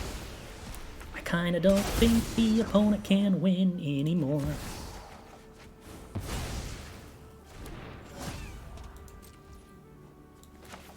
Let's go for the throat the Cyber Siphoner. Yes, I'm sure I would like to blink the Cyber Siphoner. And get back the Absorb Energy. And play a land. And play a Clockmaker. Do do do do do do do do do do do do do. So between Negate and Absorb Energy, I should be able to counter basically everything my opponent can do from here on out. I'm pretty sure what they had to do here was just save up like 4 cards at once and hope that they could somehow prevent me from ever doing anything ever again. Do I want to discover the Formula? I don't think so. I think I just want to like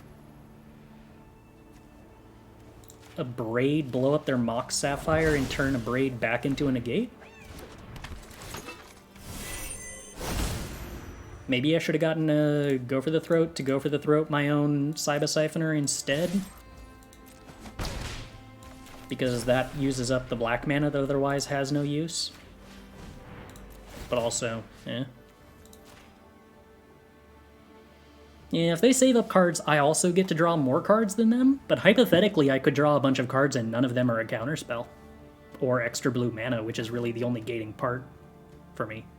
I guess I also just get to blink Rusko, which is kind of like getting more blue mana, which is sort of busted.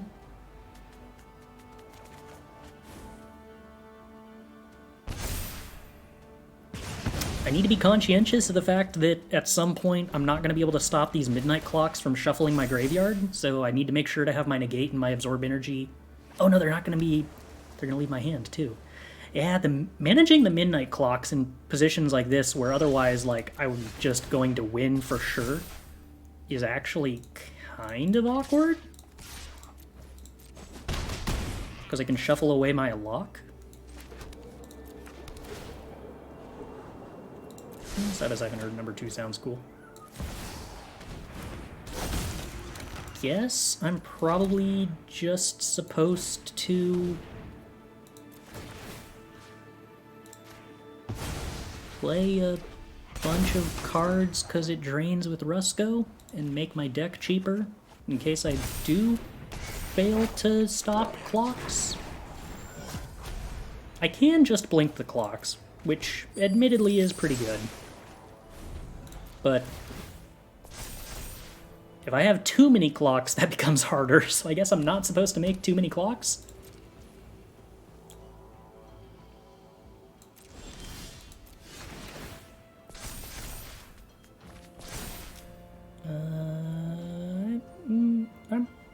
Well, I can discard an Abrade in case we hit an untapped land.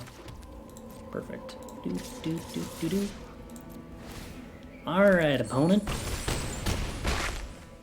That sure does look like 2 life that you're at. Let's see what kind of fun shenanigans we can get up to. I'm not thinking they have a good way to stop me here. Oh, they say they don't. Okay. Oh, that's true. We could braid the young clocks if we really get desperate. They would be dead right now if they didn't do that reduced power on Siphoner. Yeah, it might have bought them a turn. It's true. I don't know how much 1 extra turn matters when I was, like, drawing more cards than their Teferi Emblem and making more mana than their Teferi Emblem, but they did get to make that game last longer. Alright, Fable of the Mirror Breaker on turn 3 we keep, and then we hope we don't get the rest. Take a look at the deck list. Alright. If in the chat you would post an exportable version of your deck list so that I can pull it up on screen, I will take a look at that after this game. Perfect. Perfect. Alright, opponent. I am allowed... Oh, this isn't a... This is a pain land, not one of the other slow lands. So, I could have technically played that, but... Unfortunately for us, playing Fable into my opponent's 2 open mana is not something I'm willing to do. Doubly unfortunately, opponent appears to be on a Rusko deck, and this is an incredibly terrible hand to dealing with a Rusko deck. Hopefully at some point we resolve the Fable by hitting an untapped land and getting to play it with Spell Pierce. Oh, cool. Thank you, opponent. That is a card that I am allowed to cast Fading Hope on, which helps me hit my 4th land drop. Perfect. We're going to do it anyway, but, you know, it's nice to have it guaranteed. No auto-tapper, you had it correct the first time.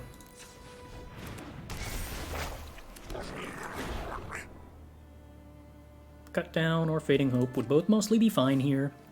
We get to remove the Fading Hope and the March with the Fable, which is great. Could Spell Pierce the Cut Down. Cost of that would be... what? I actually don't think there's a lot that I would care about them resolving here that warrants holding up anything else. I think I just really want the 2/2 more than I want that Spell Pierce or the 1 open mana. Ledger Shredder I do not particularly care about. Go for the Throat makes me sad.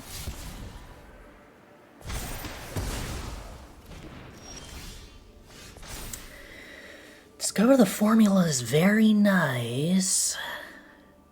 I kind of want to kill the Shredder. None of these cards are a very good way to kill the Shredder. And I kind of really want to hit a land drop if I've got Discover the Formula in hand. Ooh. Well, that sure is failing all of those things at once, huh? Awkward. Alright, well, let's resolve the Sibosiphoner then, unfortunately.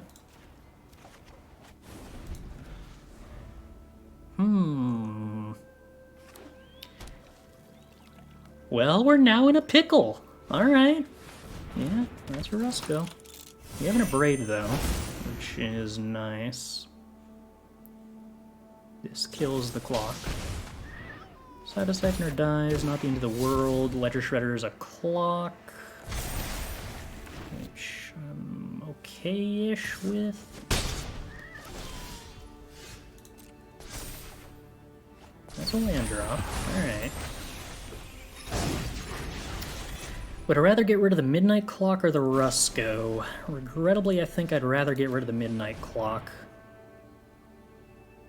Should have played a land drop before this in case I needed to negate for whatever reason, if they played a Spell Pierce, or so that I could just leave up Fading Hope through Spell Pierce.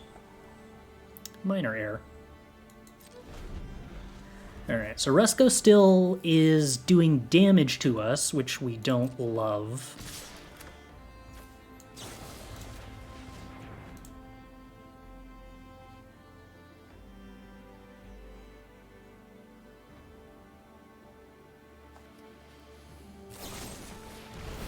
Rusko is broken? I don't know that I think Rusko's broken. I'm not even entirely convinced I think Rusko's good, but I do think Rusko is a lot of fun. I want Rusko to be broken. I'm skeptical.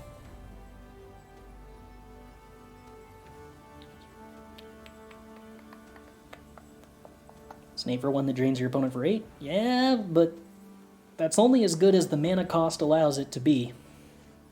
And 4 mana is a lot of mana. I don't think that I want to save this Reflection, to be honest.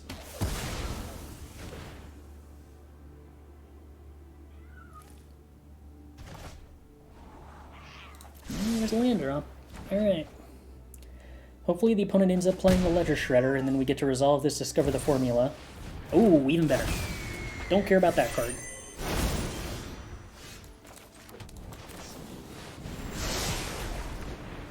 Alright, we got some magic cards, and we have a Crucias who can trade with a Rusko if needs be.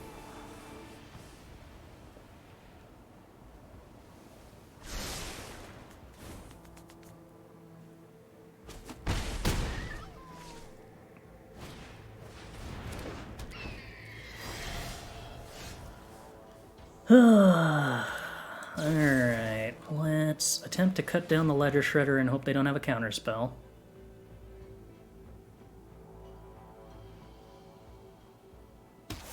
That's a good start.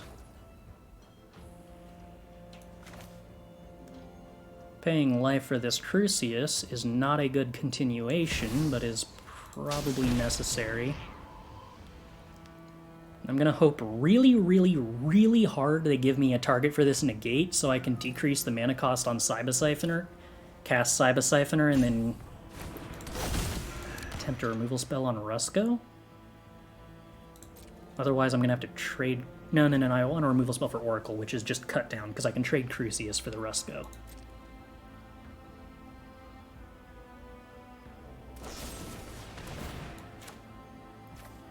We'll negate that.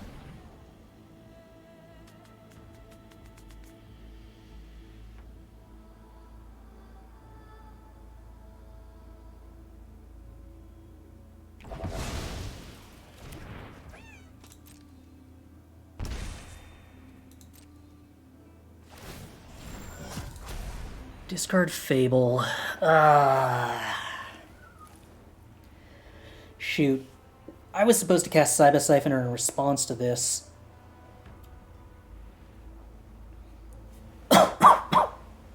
It's actually really, really bad that this has a chance to draw an instant or sorcery.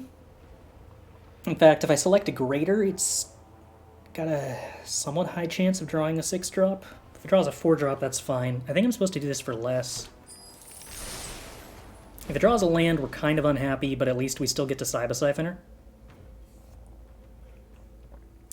But yeah, that was a mistake. I was supposed to put the Crucias trigger on the stack, cast Cyber Siphoner, get back Cut Down, and then discard Fable, grabbing something more expensive.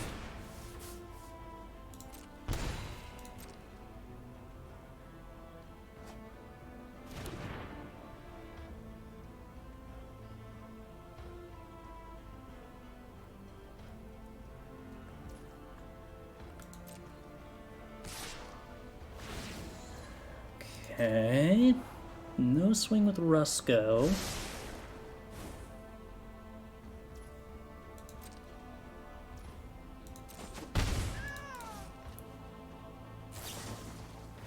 Ugh.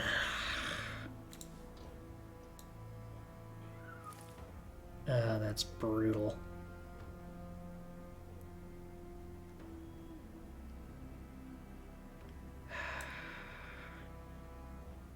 Yeah, I can't do anything about that, can I?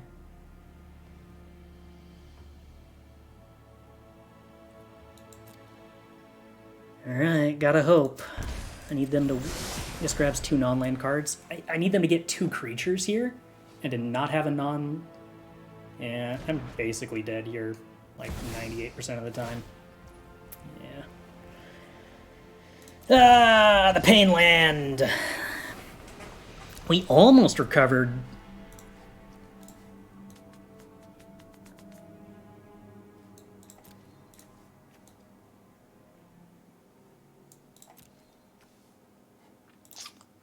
But the bad start with the multiple Fading Hopes against the one deck where Fading Hope is just awful did not help.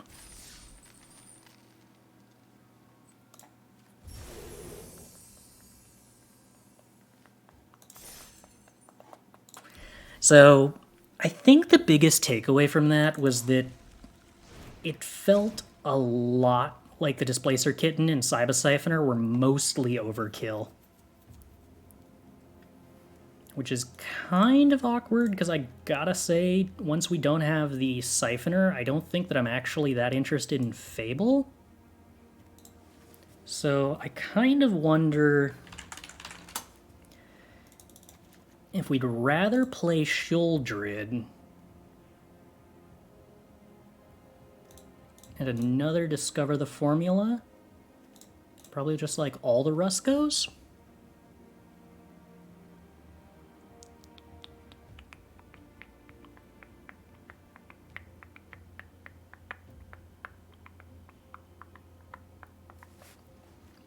Then more Go for the Throats. And maybe just more Absorb Energies? How does that feel? Feels like if we're going to play 4 Ruskos, I probably need more instant speed 1-drop blue spells. I guess they don't necessarily need to be instant speed. I would just prefer them to be.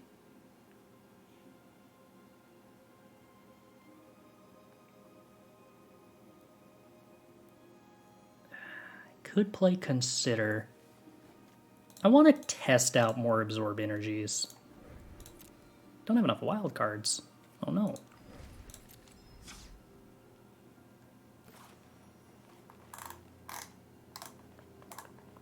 It's true that we're not playing a lot of draw spells, although I think that also kind of has its own utility against opposing Sheoldreds. Shore up, slip out. I think that we don't have enough creatures that are actually worth protecting for either one of those. Want more draw spells, so any 7 from Clock is likely to contain one. Why do we want draw spells once we've drawn 7 with Clock? Isn't that mostly overkill? Oh, also we need to take a look at a deck list. Apples and Fruits, you still here? In the meantime, I'll go open some packs.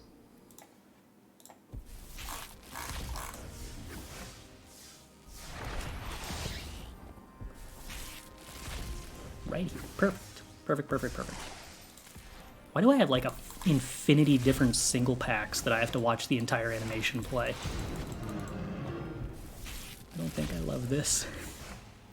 I think Micromancer could be good in the Rusko decks.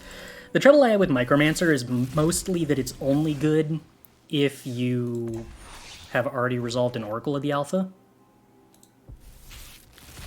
and I don't want to put Oracle of the Alpha in the deck because Oracle of the Alpha mostly is just worse than playing other 3-drops.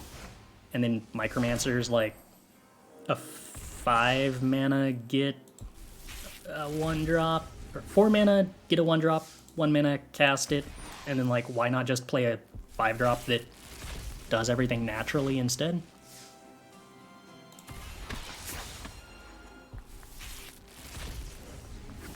But a random 7 is not likely enough to contain the answer you want.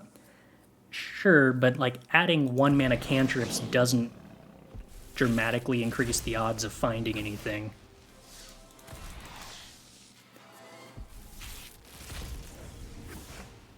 Like, if your odds for finding some particular answer in 7 cards are like 70%, does including 4 cantrips in your deck increase it meaningfully? I don't think it increases it past like 75%. And also requires you to have more mana up.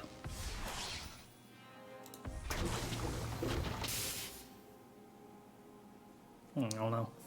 I kind of feel like you'd rather just have more counter spells and removal spells, since when you draw 7, that's so frequently what you want. And you often end up in positions where you spend 3 or 6 mana to transform the clock and draw 7 that, like, you draw 7 and then your answer needs to cost 1 or 2 mana kind of frequently. And you don't really have the excess mana up to spin your wheels cycling into more answers.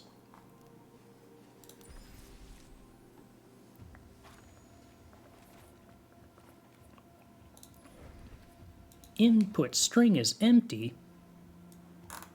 Did I forget to copy? Or is this that problem where Pastebin sometimes doesn't like to give you the correct format for a deck? Nope, I just forgot to copy. Where did it go?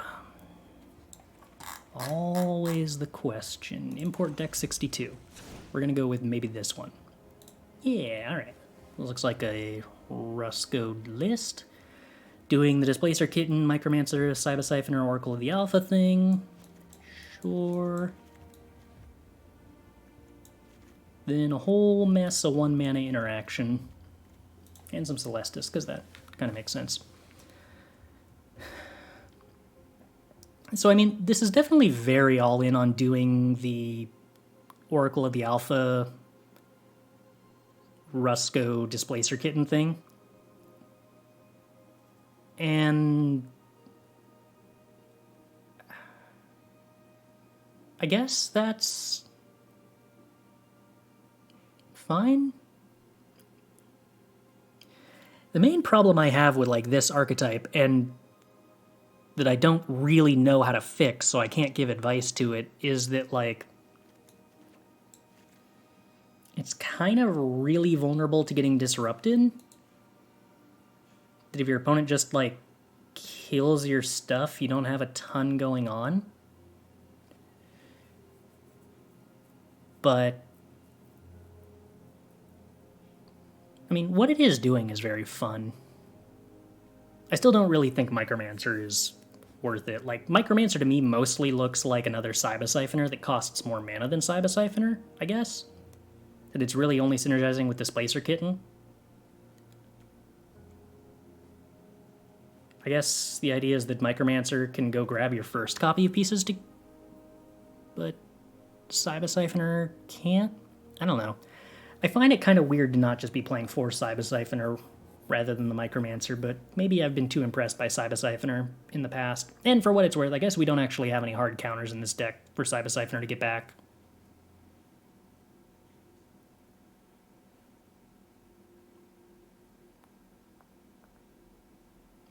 Displacer Kitten plus all the 1-drops make it hard to interact with the deck. I guess if he can buy that much time?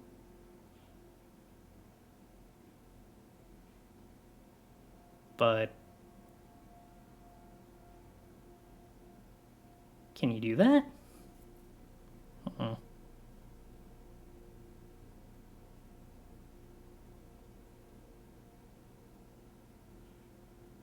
Kitten kills interactive decks well, it just loses to fast decks. I don't know. I mean, I've played a number of Displacer Kitten decks, and like, you can get to 5 mana and then play Kitten with protection, but you still just lose the Kitten to 2 pieces of removal.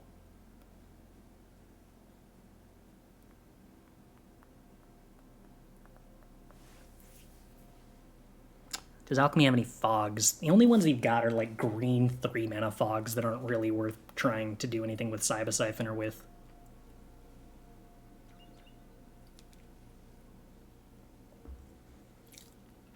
Kindred Denial for 2 drops is definitely cute.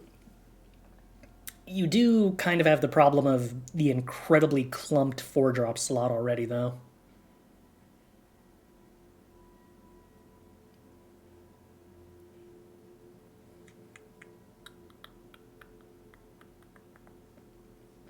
I will say that's kind of why I liked the idea of the 3 mana counterspell.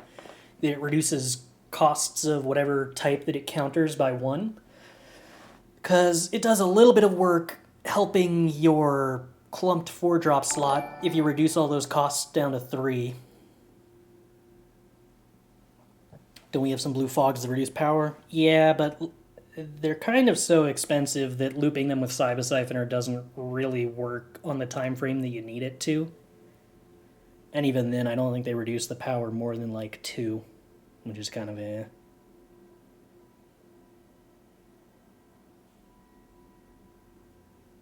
Might as well try putting 6 mana Snake with all these sorceries.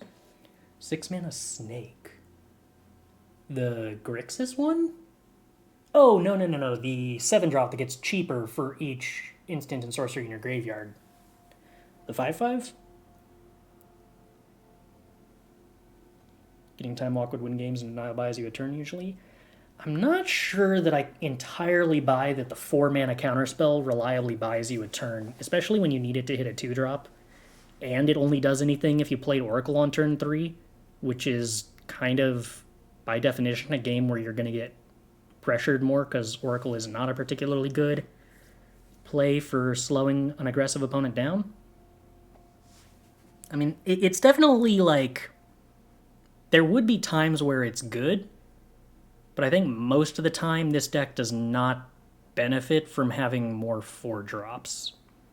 If anything, I think having more awkward, expensive plays is probably taking the weakness the deck has, which is drawing too many 4 drops and making it worse. It's very cool, and I think that there's like some kind of space for that. I guess my concern is that like, I think that would almost be reliable and interesting if you were going to draw the Time Walk 100% of the time off of the 4 drop mana counter. But the trouble is that you're not, because the opponent's not always going to play a 2 drop at a timing that you want to counter something. And that's the point that I think makes it more awkward than I would be willing to stomach.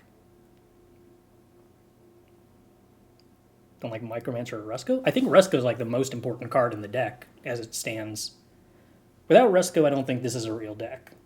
I think Rusko is what gives this legs. You get a bunch of life gain, you get additional mana, you get a draw 7, and that's super good. Without that, it's just a Displacer Kit and Cyber Siphoner Oracle of the Alpha deck, and I think we've kind of already demonstrated in the past that that's just, like, not good enough. It doesn't win games, and doesn't produce advantage in any amount high enough to justify all the cards you play that don't replace themselves in any way. If anything, I think there's probably a pretty good chance this deck wants 4 Rusko. Like, I'm kind of skeptical of the idea that Micromancer is better than Rusko, but there are no discard outlets here, so I guess you kind of have the concern of drawing 2 or 3 Ruskos at once being rough.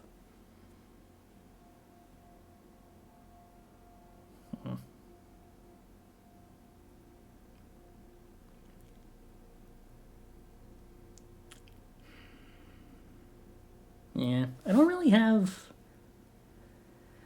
much in the way of helpful advice on how to improve the list, which leaves me in the position of hoping that just me airing my thoughts is at least I don't know, not something that would tell you what to do, because I don't think that I'm particularly helpful if I'm just saying, hey, do this, but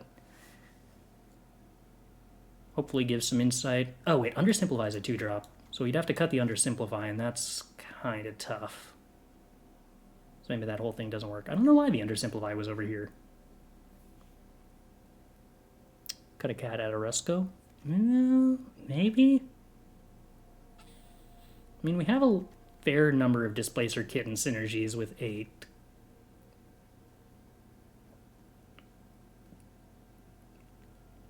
I think I would probably cut the Celestices and try the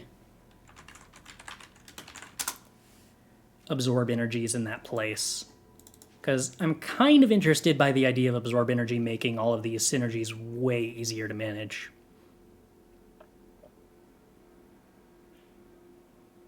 I think Absorb Energy is probably on average going to be a better mana rock of sorts in that sense than the actual mana rock. Celestis is technically discard outlet for multiple Ruskos, yeah, but not really in the time frame that you care about. But yeah, it is, technically. Okay, I'm going to go with this as like my one suggestion that I think might actually be helpful. Gain life lands?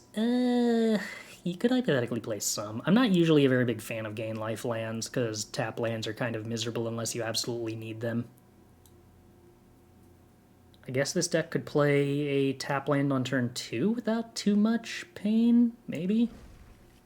Although with this many cantrips, you're really actually taxing your early mana pretty hard in order to keep hitting your land drops on curve. There's only 22 lands, so yeah, I kind of think that that actually means that I really don't want tap lands in the deck. Are we ever cutting the oracles? I mean,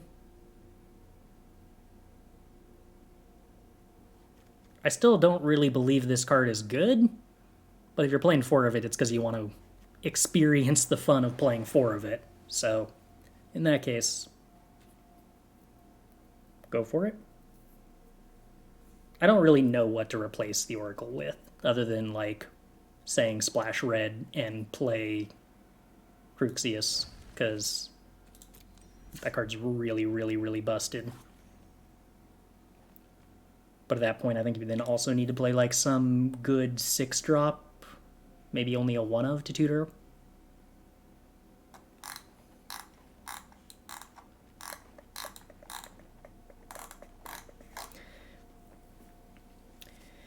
Yeah, I think if you're actually trying to, like, do a 1-turn kill, the Oracles do add something meaningful to the deck in the form of a bunch of 0-drops that do meaningfully add something that that version of the deck is otherwise lacking.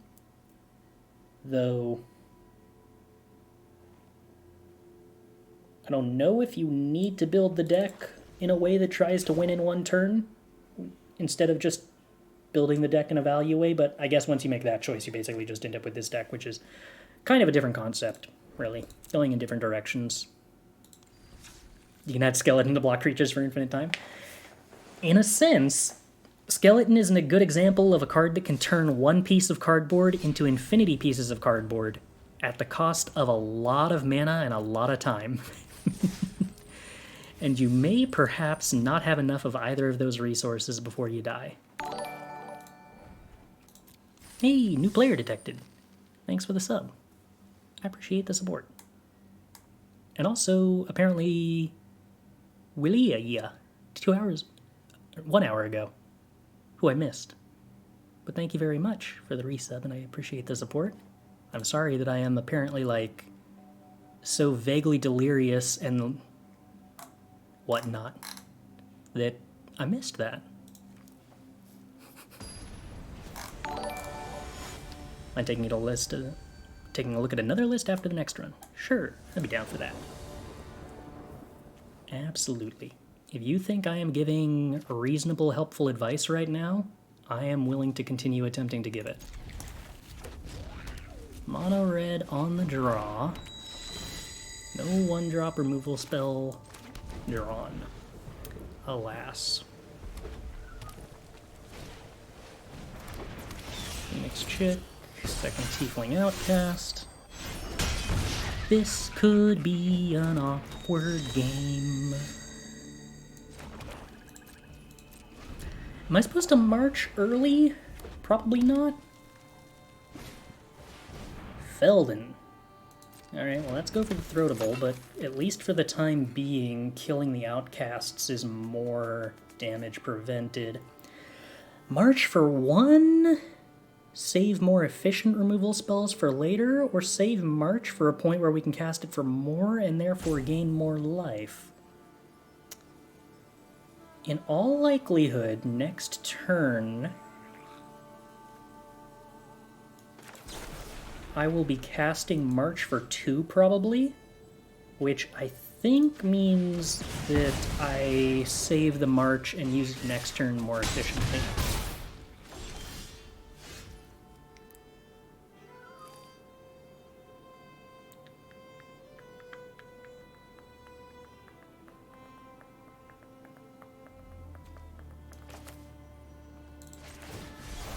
Oh, that's not what I want to do.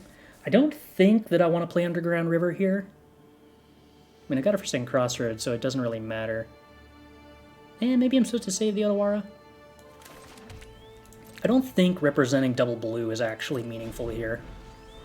How hard is this Alchemy Decathlon compared to the other format? The other format being... Draft? I don't know that I would compare those two formats one-to-one necessarily, in terms of difficulty.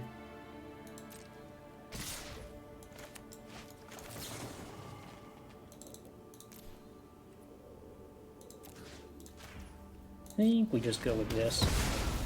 Gain 2 life, kill a 3/1, take some damage, be sad, absorb energy. Alright, that's fine.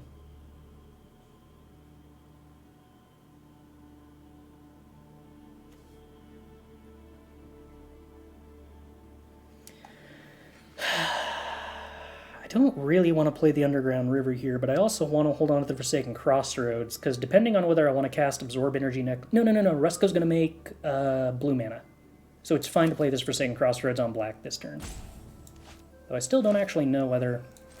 It's probably fine that I play the Underground River here if Rusko's going to make a clock.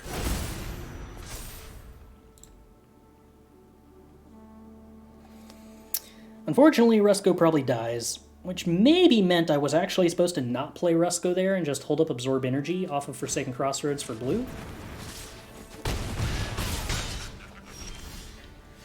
Alright, well, Rusko, you're gonna do some damage to us, so life is gonna be weird here. I'm actually kind of happy with that Negate, to be entirely honest.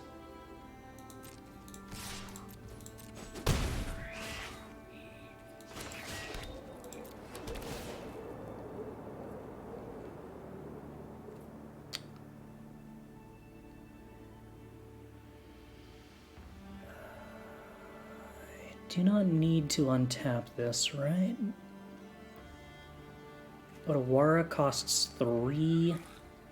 Absorb Energy costs 3, but I don't really want Otawara here. No, so I can scry 1 looking for Sheoldred.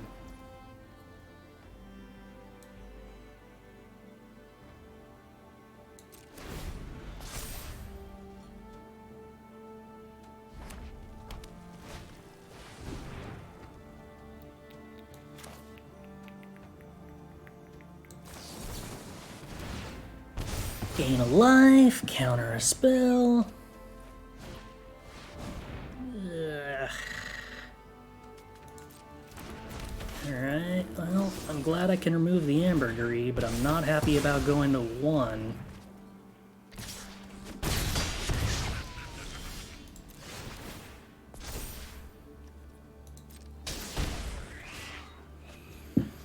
Spell Pierce is pretty bad. Doesn't really do me any good. I can hope the opponent decides to play a spell pre-combat. I don't even know what my answer to that would be. Okay, so bounce the Felden. Die? Okay, mostly just die. So this is pretty curious. I think maybe I lost because I played Rusko too early. There is a very, very, very good chance that if I had just chilled and held up the Absorb Energy rather than jamming the Rusko, that we would have got there. Because that would have meant that I would have had the Negate up for the Traumatic Prank. In fact, I might have had multiple spells up, because I think I would have been able to absorb energy a creature to make the Rusko cheaper.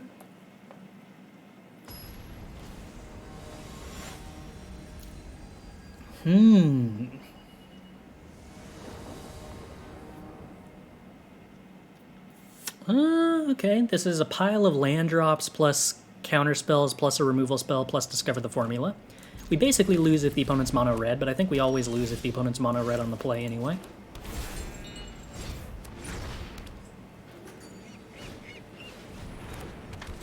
Okay, Thalia's also pretty bad.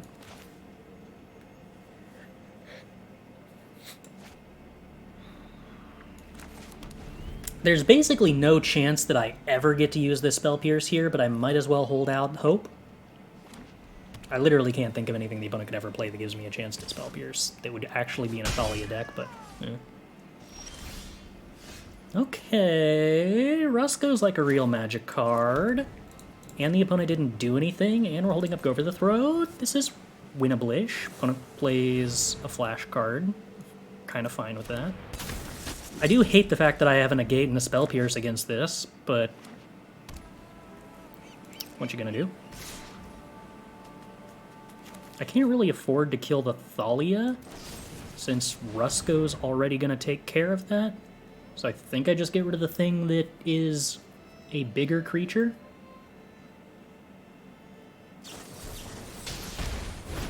Counter spells in your Thalia deck. That strikes me as kind of not the best, but okay.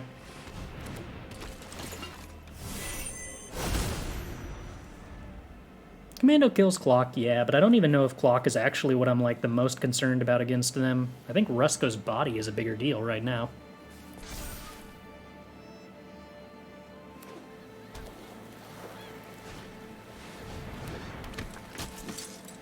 So Commando attack. Oh, no, also Thalia attack.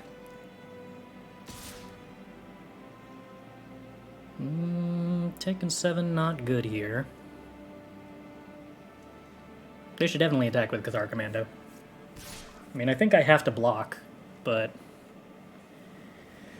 I definitely should attack. Okay, so what's our answer here? I don't really have a way to handle this. Against the aggro decks, we kind of need to draw ways to discard Negate and Spell Pierce. Although, mono red, both of these cards are actually kind of more live. No? Okay. So, mostly we just lose. In fact, we do just lose. Okay, I kind of have to stop being on the draw against aggro decks. Medook next time? Medook's not very good against aggro, unfortunately. We could play Brotherhood's End, but I don't think that it works well with this deck.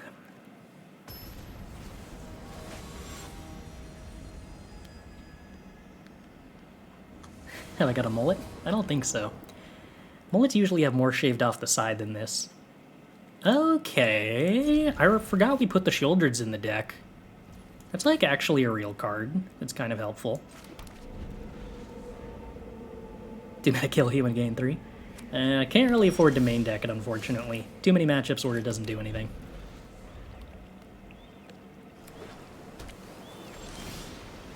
Alright, opponent, I love you doing nothing for me.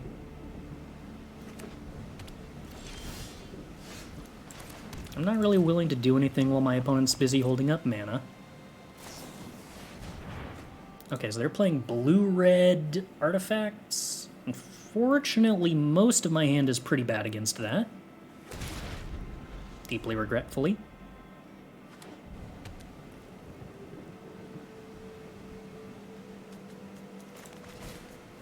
We have a lot of stuff that doesn't do anything, alas.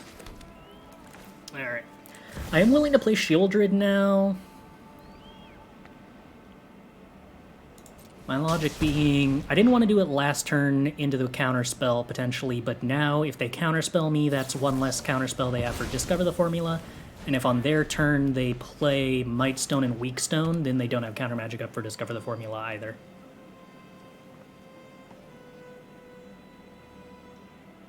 Kiki. I do think most versions of this deck play Fable of the Mirror Breaker, but I will say that interestingly enough, I actually came to the conclusion when I was playing it that Kiki was like one of the weaker 3-drops in the deck, and I cut it completely. It's just more consistently better to have 3-mana instant speed spells that make Power Stones or something equivalent, whereas Fable... The deck is so much about ramping to 5 mana that the fact that Fable gets its 2-power... or that its 2/2 Goblin removed actually like dramatically interrupts the deck's curve. You just don't really want to do that. 3, 6, 7, sure.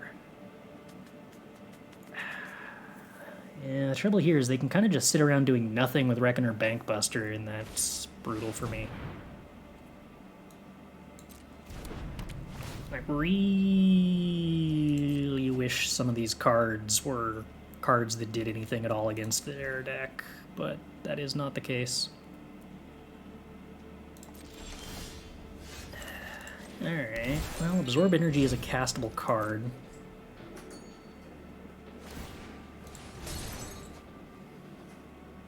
We're still not actually doing anything.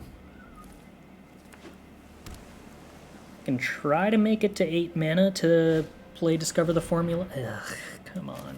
Stop playing good cards. And try to make it to 8 mana to cast Discover the Formula through a Make Disappear, depending on whether we've removed their creature for Reckoner Bankbuster or not yet. All my artifacts cost 1 less. It's very relevant. Okay. That's actually a very good land drop.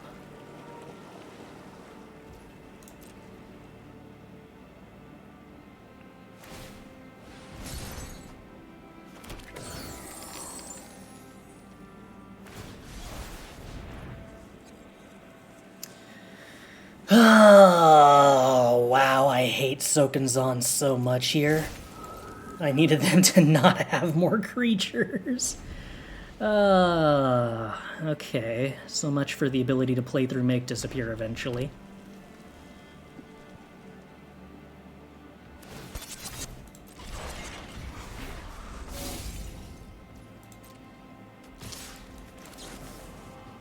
So we attempt to march the Bankbuster.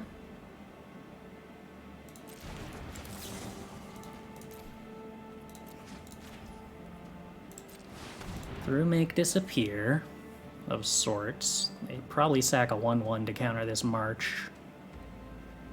Unless they're down to 1 Make Disappear, in which case maybe they don't use the last Make Disappear for march.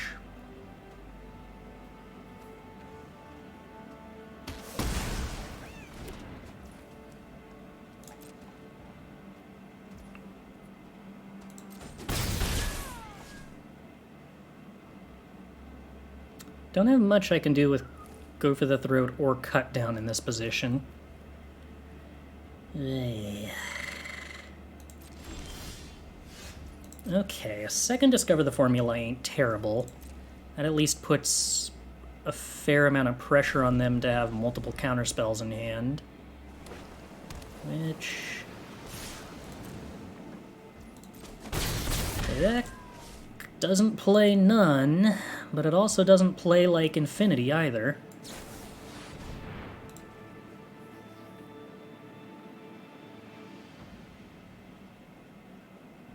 So, no, just actual negate, opponent. Ugh, come on. That's really mean.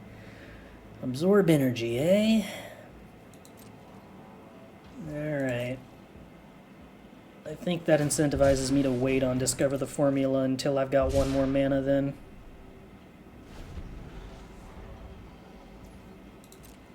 The good news is they're not bullying me very quickly.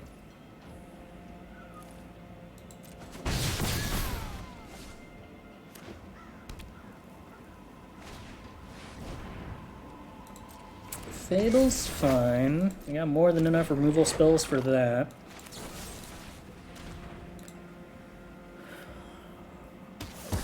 And a pause, which I do not love.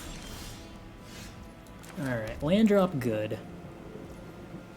I don't think I want to do anything in... well, maybe I do want to do something in their upkeep before they can Fable. Loot. And before they can draw step, loot. And if I'm going to do it then I might as well do it now. Okay. Now let's see where we can get. I really need them to not have any counter. Okay, they didn't have any counter spells. That's a really good sign.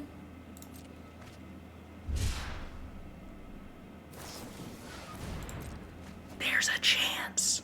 Really wish these go for the throats were Abrades.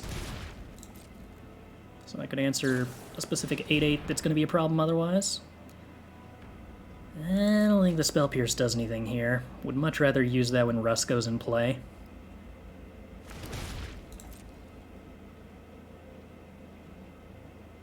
I mean, it's basically worthless into Power Stones, but... okay... yeah... how close are they to casting 2 levelers? They, in fact, were there, so I'm pretty happy they didn't get to discard a leveler. That would mostly just be Weathel.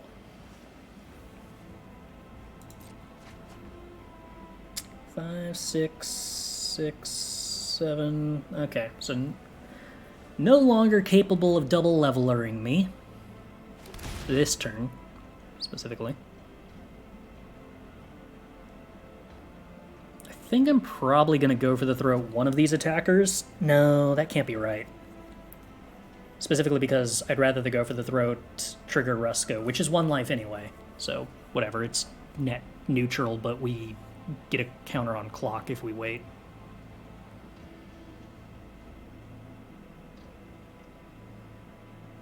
Six, 9... oh, so I can still have like 4 mana after countering Skitter thingy? And I don't have triple blue? White stone, draw 2. That's fine.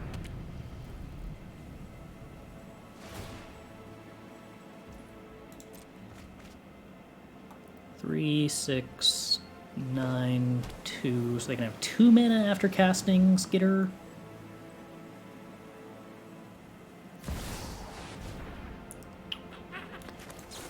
It's gonna be really, really awkward. Oh, hey, cool. That worked. And my Rusko's cheaper. I was gonna say, it was gonna be really awkward if they had a make disappear that just beat me for not having blue up. Okay, I need to draw something that kills Leveler. Third Go for the Throat is not something that kills Leveler. Which means that our clock is gonna get blown up. Which is a problem. Kinda needed the clock.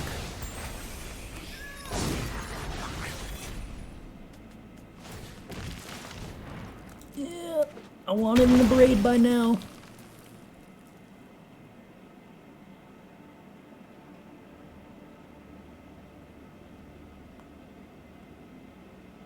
Did you know if you bounce an unearthed creature, they don't go turn back to opponent's hand? Yes, because unearthed specifically says if it would move anywhere from the battlefield, exile it instead of putting it there, not just if it would go to the graveyard. Well, yeah, I don't have an answer for Skitter Beam number 2. Still really wish I had an Abrade, but I don't. And they attack, they blow up Rusko. Go for the throat.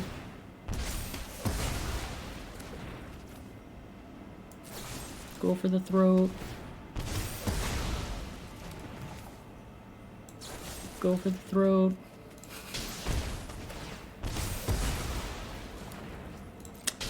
And then die. It is wild to think this game was actually winnable if I had an Abrade in hand. We'd blown up the Cityscape Leveler. Yeah, I had fun. Still not, like, favored in any way, but, like, almost stabilize-ishable. Oh, wow. 3 losses already, huh? Alright, well, we're gonna try not to have awful hands against the decks that we draw the hands against this time around. I want my Negates and Spell Pierce against the deck that Negates and Spell Pierces are good against, and not against the aggro decks where they're useless. That's the objective. And then if this fails, we're just gonna give up and play Jund, so that we can be done.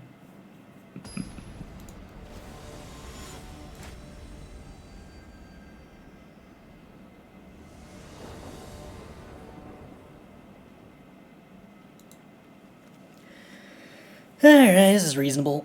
I gotta say, I really don't like Fading Hope. It feels so bad to be forced to play it. You draw it in your opening hand so many times where it's not good. Maybe I should just not play Fading Hope. Maybe that's the trick. If you don't put Fading Hope in your deck, you don't sometimes draw Fading Hope. Delver of Secrets. Okay. That's a Magic the Gathering card. Yeah, this does look like Mono Blue Djinn, which this is not where we want to draw a Abrade, but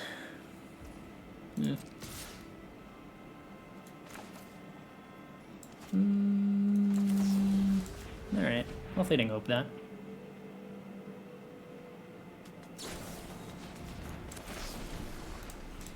I'll Abrade that in response. See where the opponent gets to, and then hopefully resolve my Sheoldred.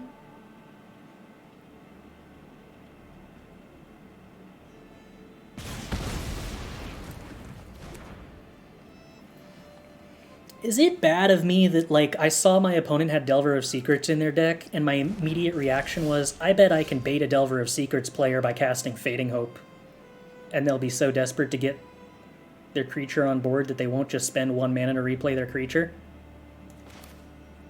I feel like it's bad of me that I have such immediate opinions just by seeing somebody put Delver of Secrets in their deck. If opponent wants to leave up mana, I'm not going to stop them, but I'm also not going to do anything other than make land drops. I have absolutely no obligations to cast any spells whatsoever, opponent, and you can't make me. Haughty Djinn. Okay. Let's put that back in your hand, and then I would like to cast Discover the Formula on my turn, please.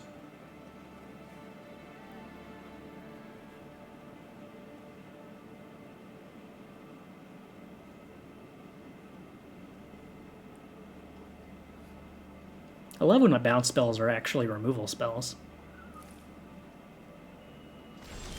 No Essence Scatter? Oh, okay. Let's play our land drop and then Discover the Formula, because Discover the Formula is not going to draw a land anyway, and why not have access to all of our colors of mana? Delver of Secrets. Very well. I would like to attempt to kill the Delver of Secrets. Would you like to attempt to protect the Delver of Secrets?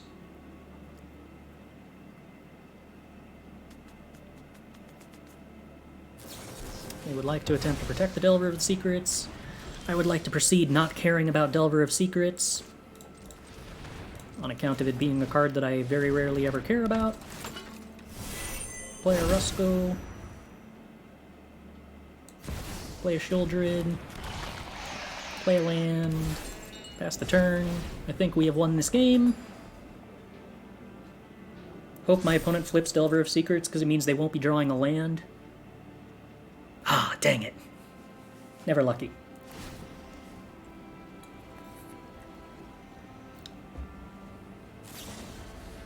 Fading Hope. Okay.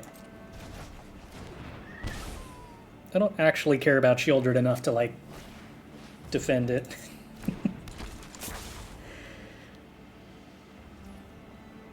Alright, we have Negate up, so I might as well start putting counters on Clock, because I like putting counters on Clock.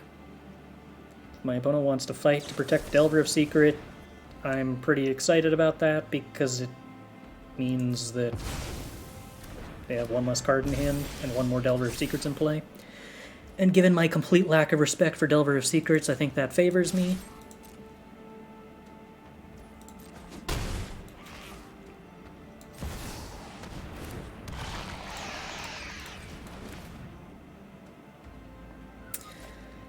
I'm just gonna play more Clocks.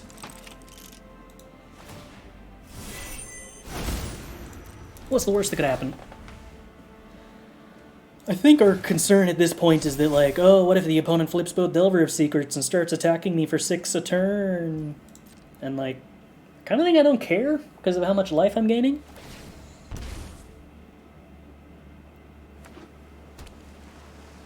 Delver gets no respect. Delver's got to earn respect.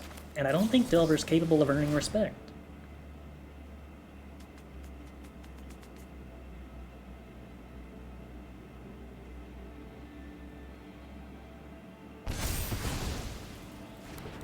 They forgot to print Delver of Secrets with text that includes that.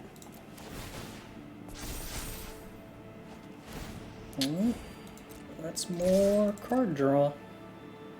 Hypothetically, I could play Crucias here, I guess. Do I want to? I probably do. I'm not going to actually discard anything, but I don't know, why not put one more creature on board? Alright, so we've effectively locked the opponent out of any copies of the cards that draw cards, which is half of their deck. The other half of their deck no longer matters, and some of their deck is counterspells, which doesn't do anything. So, yeah, I don't know. It seems like their position's kind of tough here. Opponent reveals the land. Alright. Haughty Djinn. Deal. I don't think that's gaining haste and double strike and 7 power anytime soon.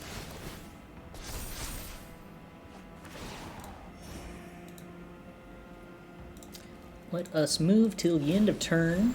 We will discard the Crucias and attempt to draw something more expensive that does 1 damage with the Rusko. And luckily we succeeded.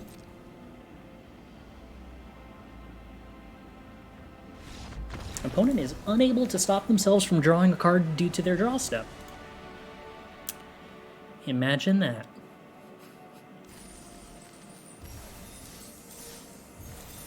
Alright, give me more mono blue matchups, please. I am equipped to handle that.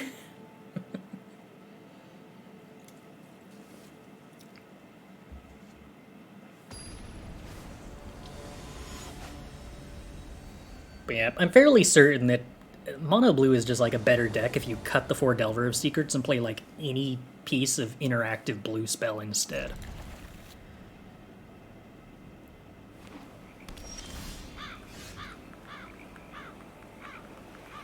Alright, I'll hold up Cut Down off of Underground River.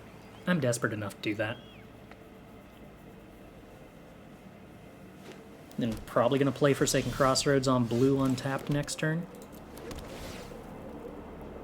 Hold up Negate. Against my opponent who is on a blue-black something deck? Probably blue-black Kitten Clock, if I had to judge by Consider alone, which I will do.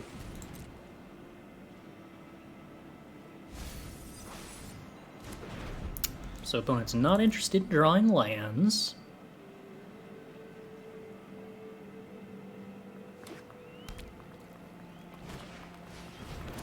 Ledger Shredder's fine with me. In fact, we get to kill the Ledger Shredder with the Cut Down. That's nice.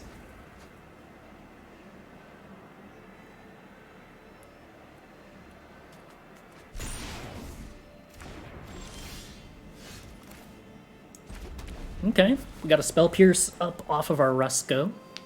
Don't hate that. Kind of hope the opponent plays like some random 4-drop cat. You know what? That's also a creature that I'm allowed to make my Rusko cheaper with. So that works just fine for me.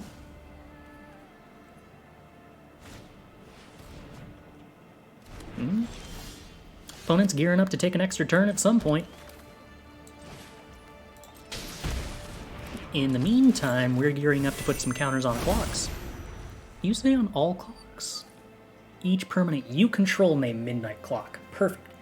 Wouldn't want to help my opponent with their clock. Yeah, it's probably worth negating that. We get a counter on clock at the very least. Force them to use another piece of counterspell or interaction of some kind. And that means they're not interacting with our clock.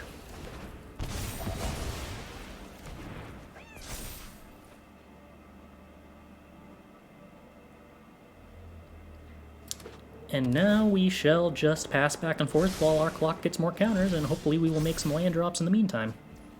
Failing that, 6 drop's cool.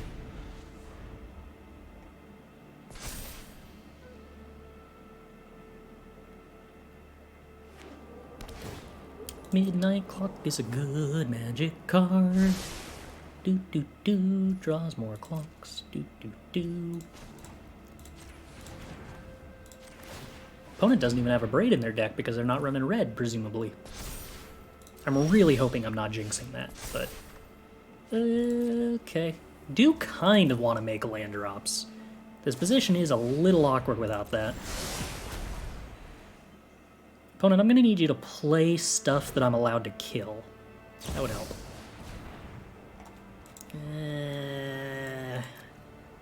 Shoot. That actually kind of sucks for me, because I do sort of have to counter that.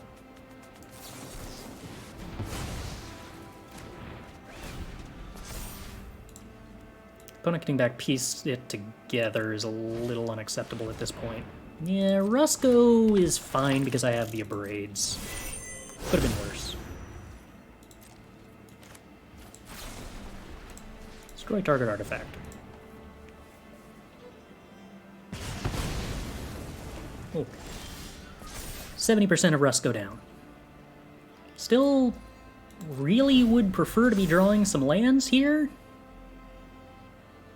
I'm not incredibly well positioned to take advantage of drawing 7 with Clock if my hand is full and my board is empty.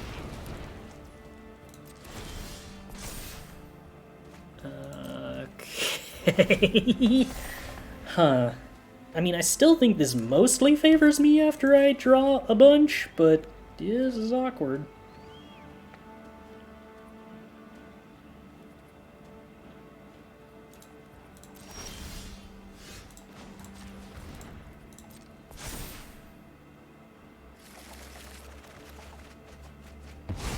Oh, magic. Magic, magic, magic, magic, magic, magic, magic.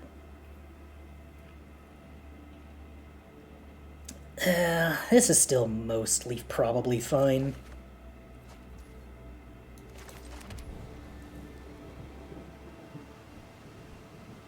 Probably mostly fine. Alright.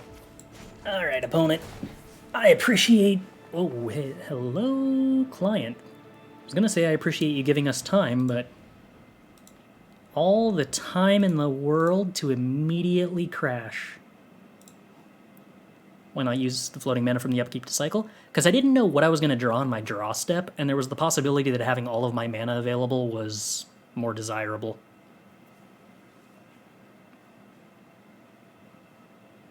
Like, if I had drawn a Crucias, I probably would have just cast the Crucias. Want to make the second clock there. Fear of a counterspell. I kind of want to be able to play around and make disappear.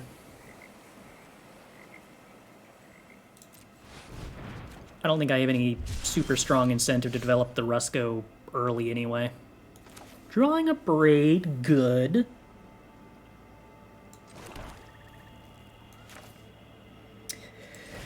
Alright. No make disappear. Love to see it.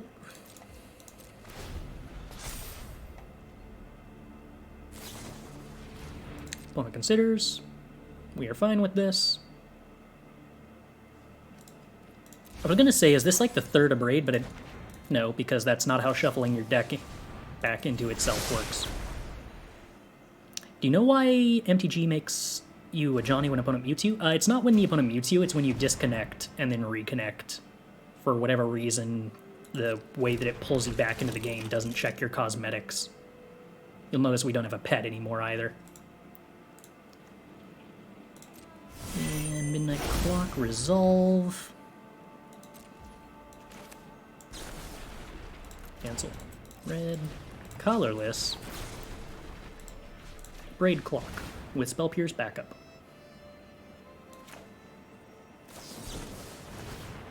No. Please don't have 2 Spell Pierce. Okay. Not punished for being greedy and trying to use my mana efficiently. Alright, let's go with If we do this for 4, I can still play everything and cycle Xander's Lounge if needs be. And gain a lot of life.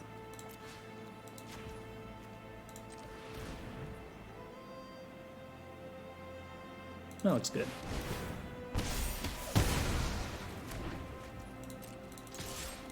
I believe we have now won. This was harder than it should have been, but easier than it could have been. Opponent agrees.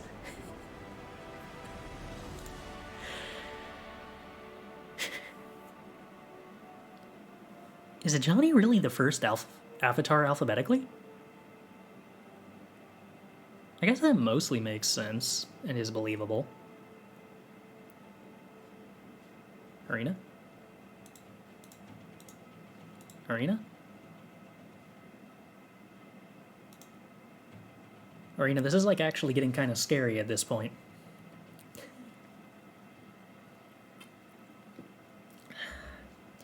I'm half expecting some early 2000s jump scare to like leap out. Your reconnect arena always freezes at the end of the match. Is that true? I don't know if I've ever had that happen before that I can remember. But, alright, here we are. Been a thing since November-ish. Oh, huh, okay. Alright, well, I will be right back then.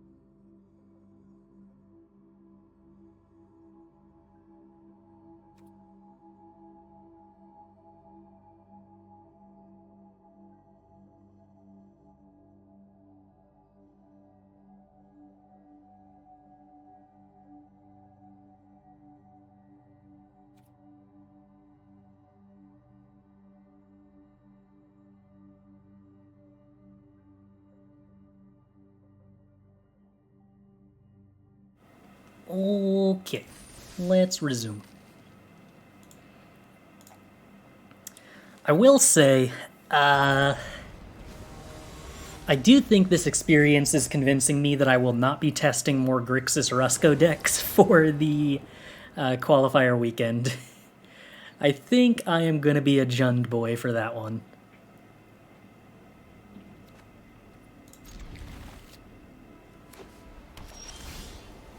Alright, cheap removal spells against the Plains deck. We do not hate, because it means we have an answer to the turn 2 Thalia.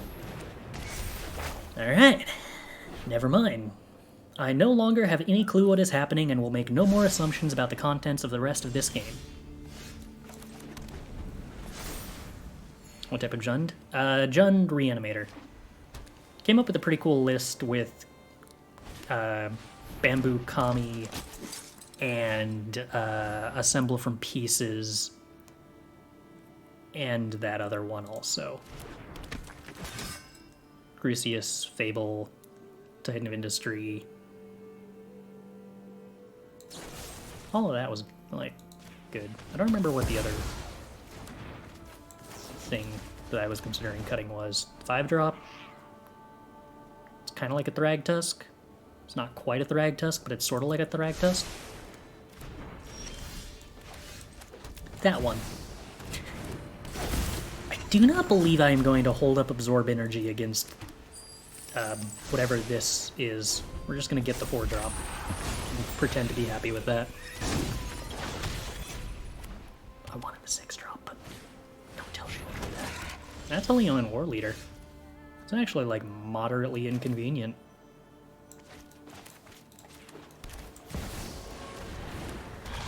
Luckily, it's slightly smaller than Sheoldred. So we're gonna hope the opponent doesn't have any way to interact. Oh, hey, cool, that's a 6-drop. Radical.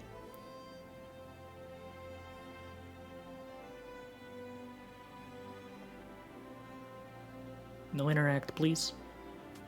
No touch my Sheoldred. I need that for blocking. No!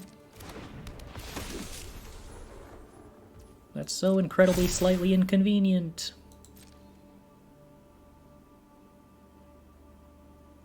So if they attack with both, I probably just block the hand with Sheoldred.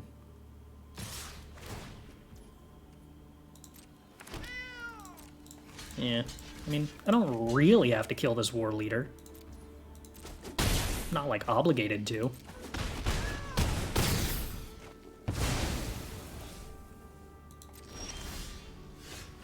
Okay, we can just Fading Hope the Leonin war leader. That's allowed. No attacks. Discard Abrade. Draw more expensive cards that we can discount it with the Discover the Formula. We will be discounting Discover the Formula with Discover the Formula, apparently.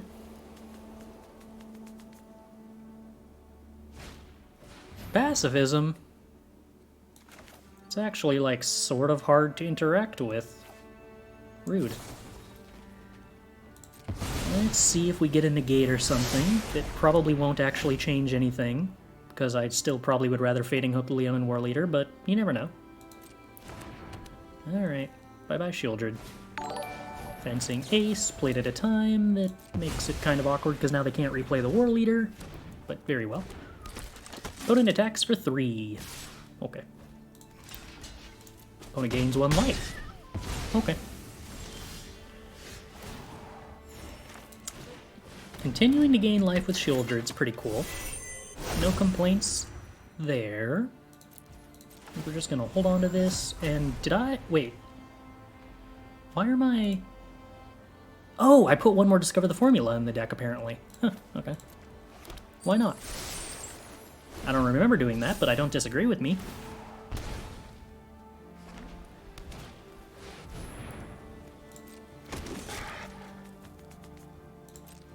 Opponent attacks for 3. We Abrade the 3/3. Opponent elects to not attack with the Fencing Ace. Does not want to throw it away for free. Understandably so. Alright, let's go ahead and play a land, and then discover some formulas, and make stuff cheaper. And then go for the Throat the War Leader before the opponent draws some kind of protection from Black Spell.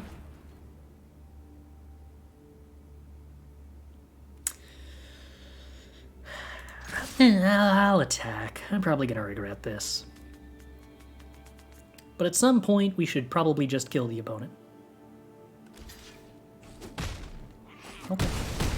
Opponent gains 3 life. Understandable. That makes them dead on a later turn. Probably. Maybe not. Maybe it doesn't actually make a difference. Crowbar? It blows up my midnight clock? Maybe they target the pacifism by mistake. Oh, also it's, I guess, summoning sick because it has to tap. So maybe it doesn't do any of those things. Also a possibility. So let's see. Put the opponent to 9 with the Sheoldred. If I discover the formula, it puts him to 8. If I draw a removal spell, puts him to 7. And then we do 6, puts him to 1. So I also have to Spell Pierce and pay for the Spell Pierce. Can I do that? 4 mana, 1 mana removal spell, 2 mana Spell Pierce, 2 to pay for Spell Pierce? Yes, I can in fact do lethal if we draw a removal spell. And the removal spell costs 1 or less mana. Hold full control.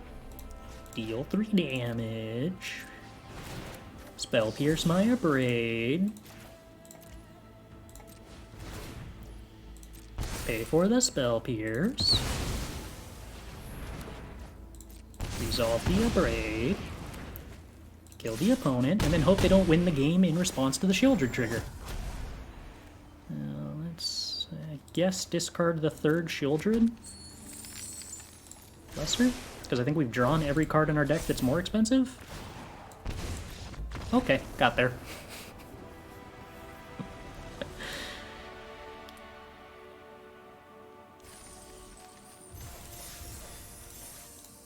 I am not going to be able to get to sleep tonight because I think I've passed the point of the day where I, like, feel the urge to go to sleep.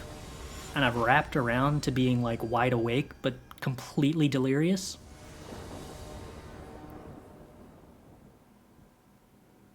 That bodes very poorly. I wonder. Oh, sweet. I got like 5 melatonin tablets left. Perfect. There is hope yet.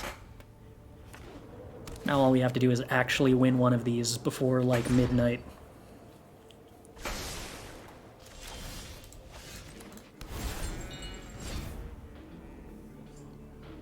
On the draw, opponent on a black Forsaken Crossroads deck. I'm going to just assume that means... Oh, it does not mean opposing Rusko list. It does, however, mean destroy target Bankbuster. Will I regret this if they Crucias me? Yeah. Alright, that's not Crucias. I can live with that.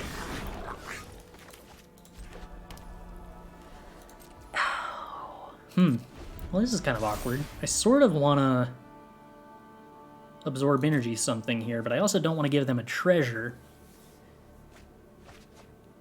Part of me wants to March of Wretched Sorrow so that I can play Rusko and hold up Fading Hope, or I will get given the privilege of seeing what my opponent is doing before I have to commit to a decision in their combat step. So I get to know that I just counter the high-value target and make my Rusko cheaper, and everyone is happy. Assuming that everyone is mostly just me. And now we play the Rusko holding up the Fading Hope.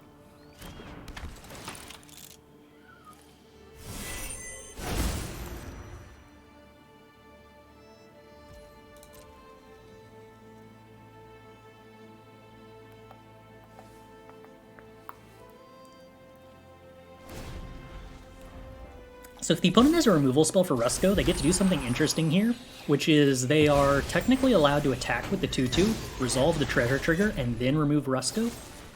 And, like, I don't stop them from getting the treasure if they do that.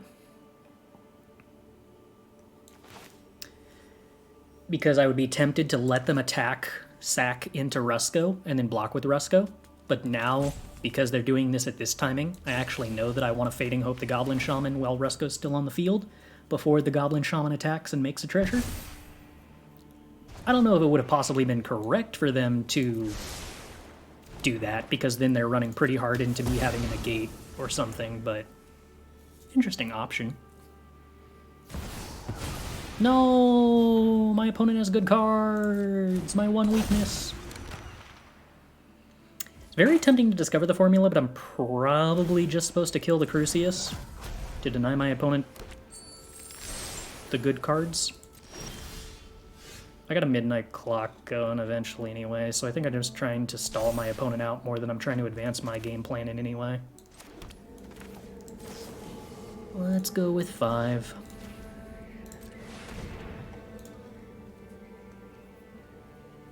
Why are there no blue-black slow lands in the mana base?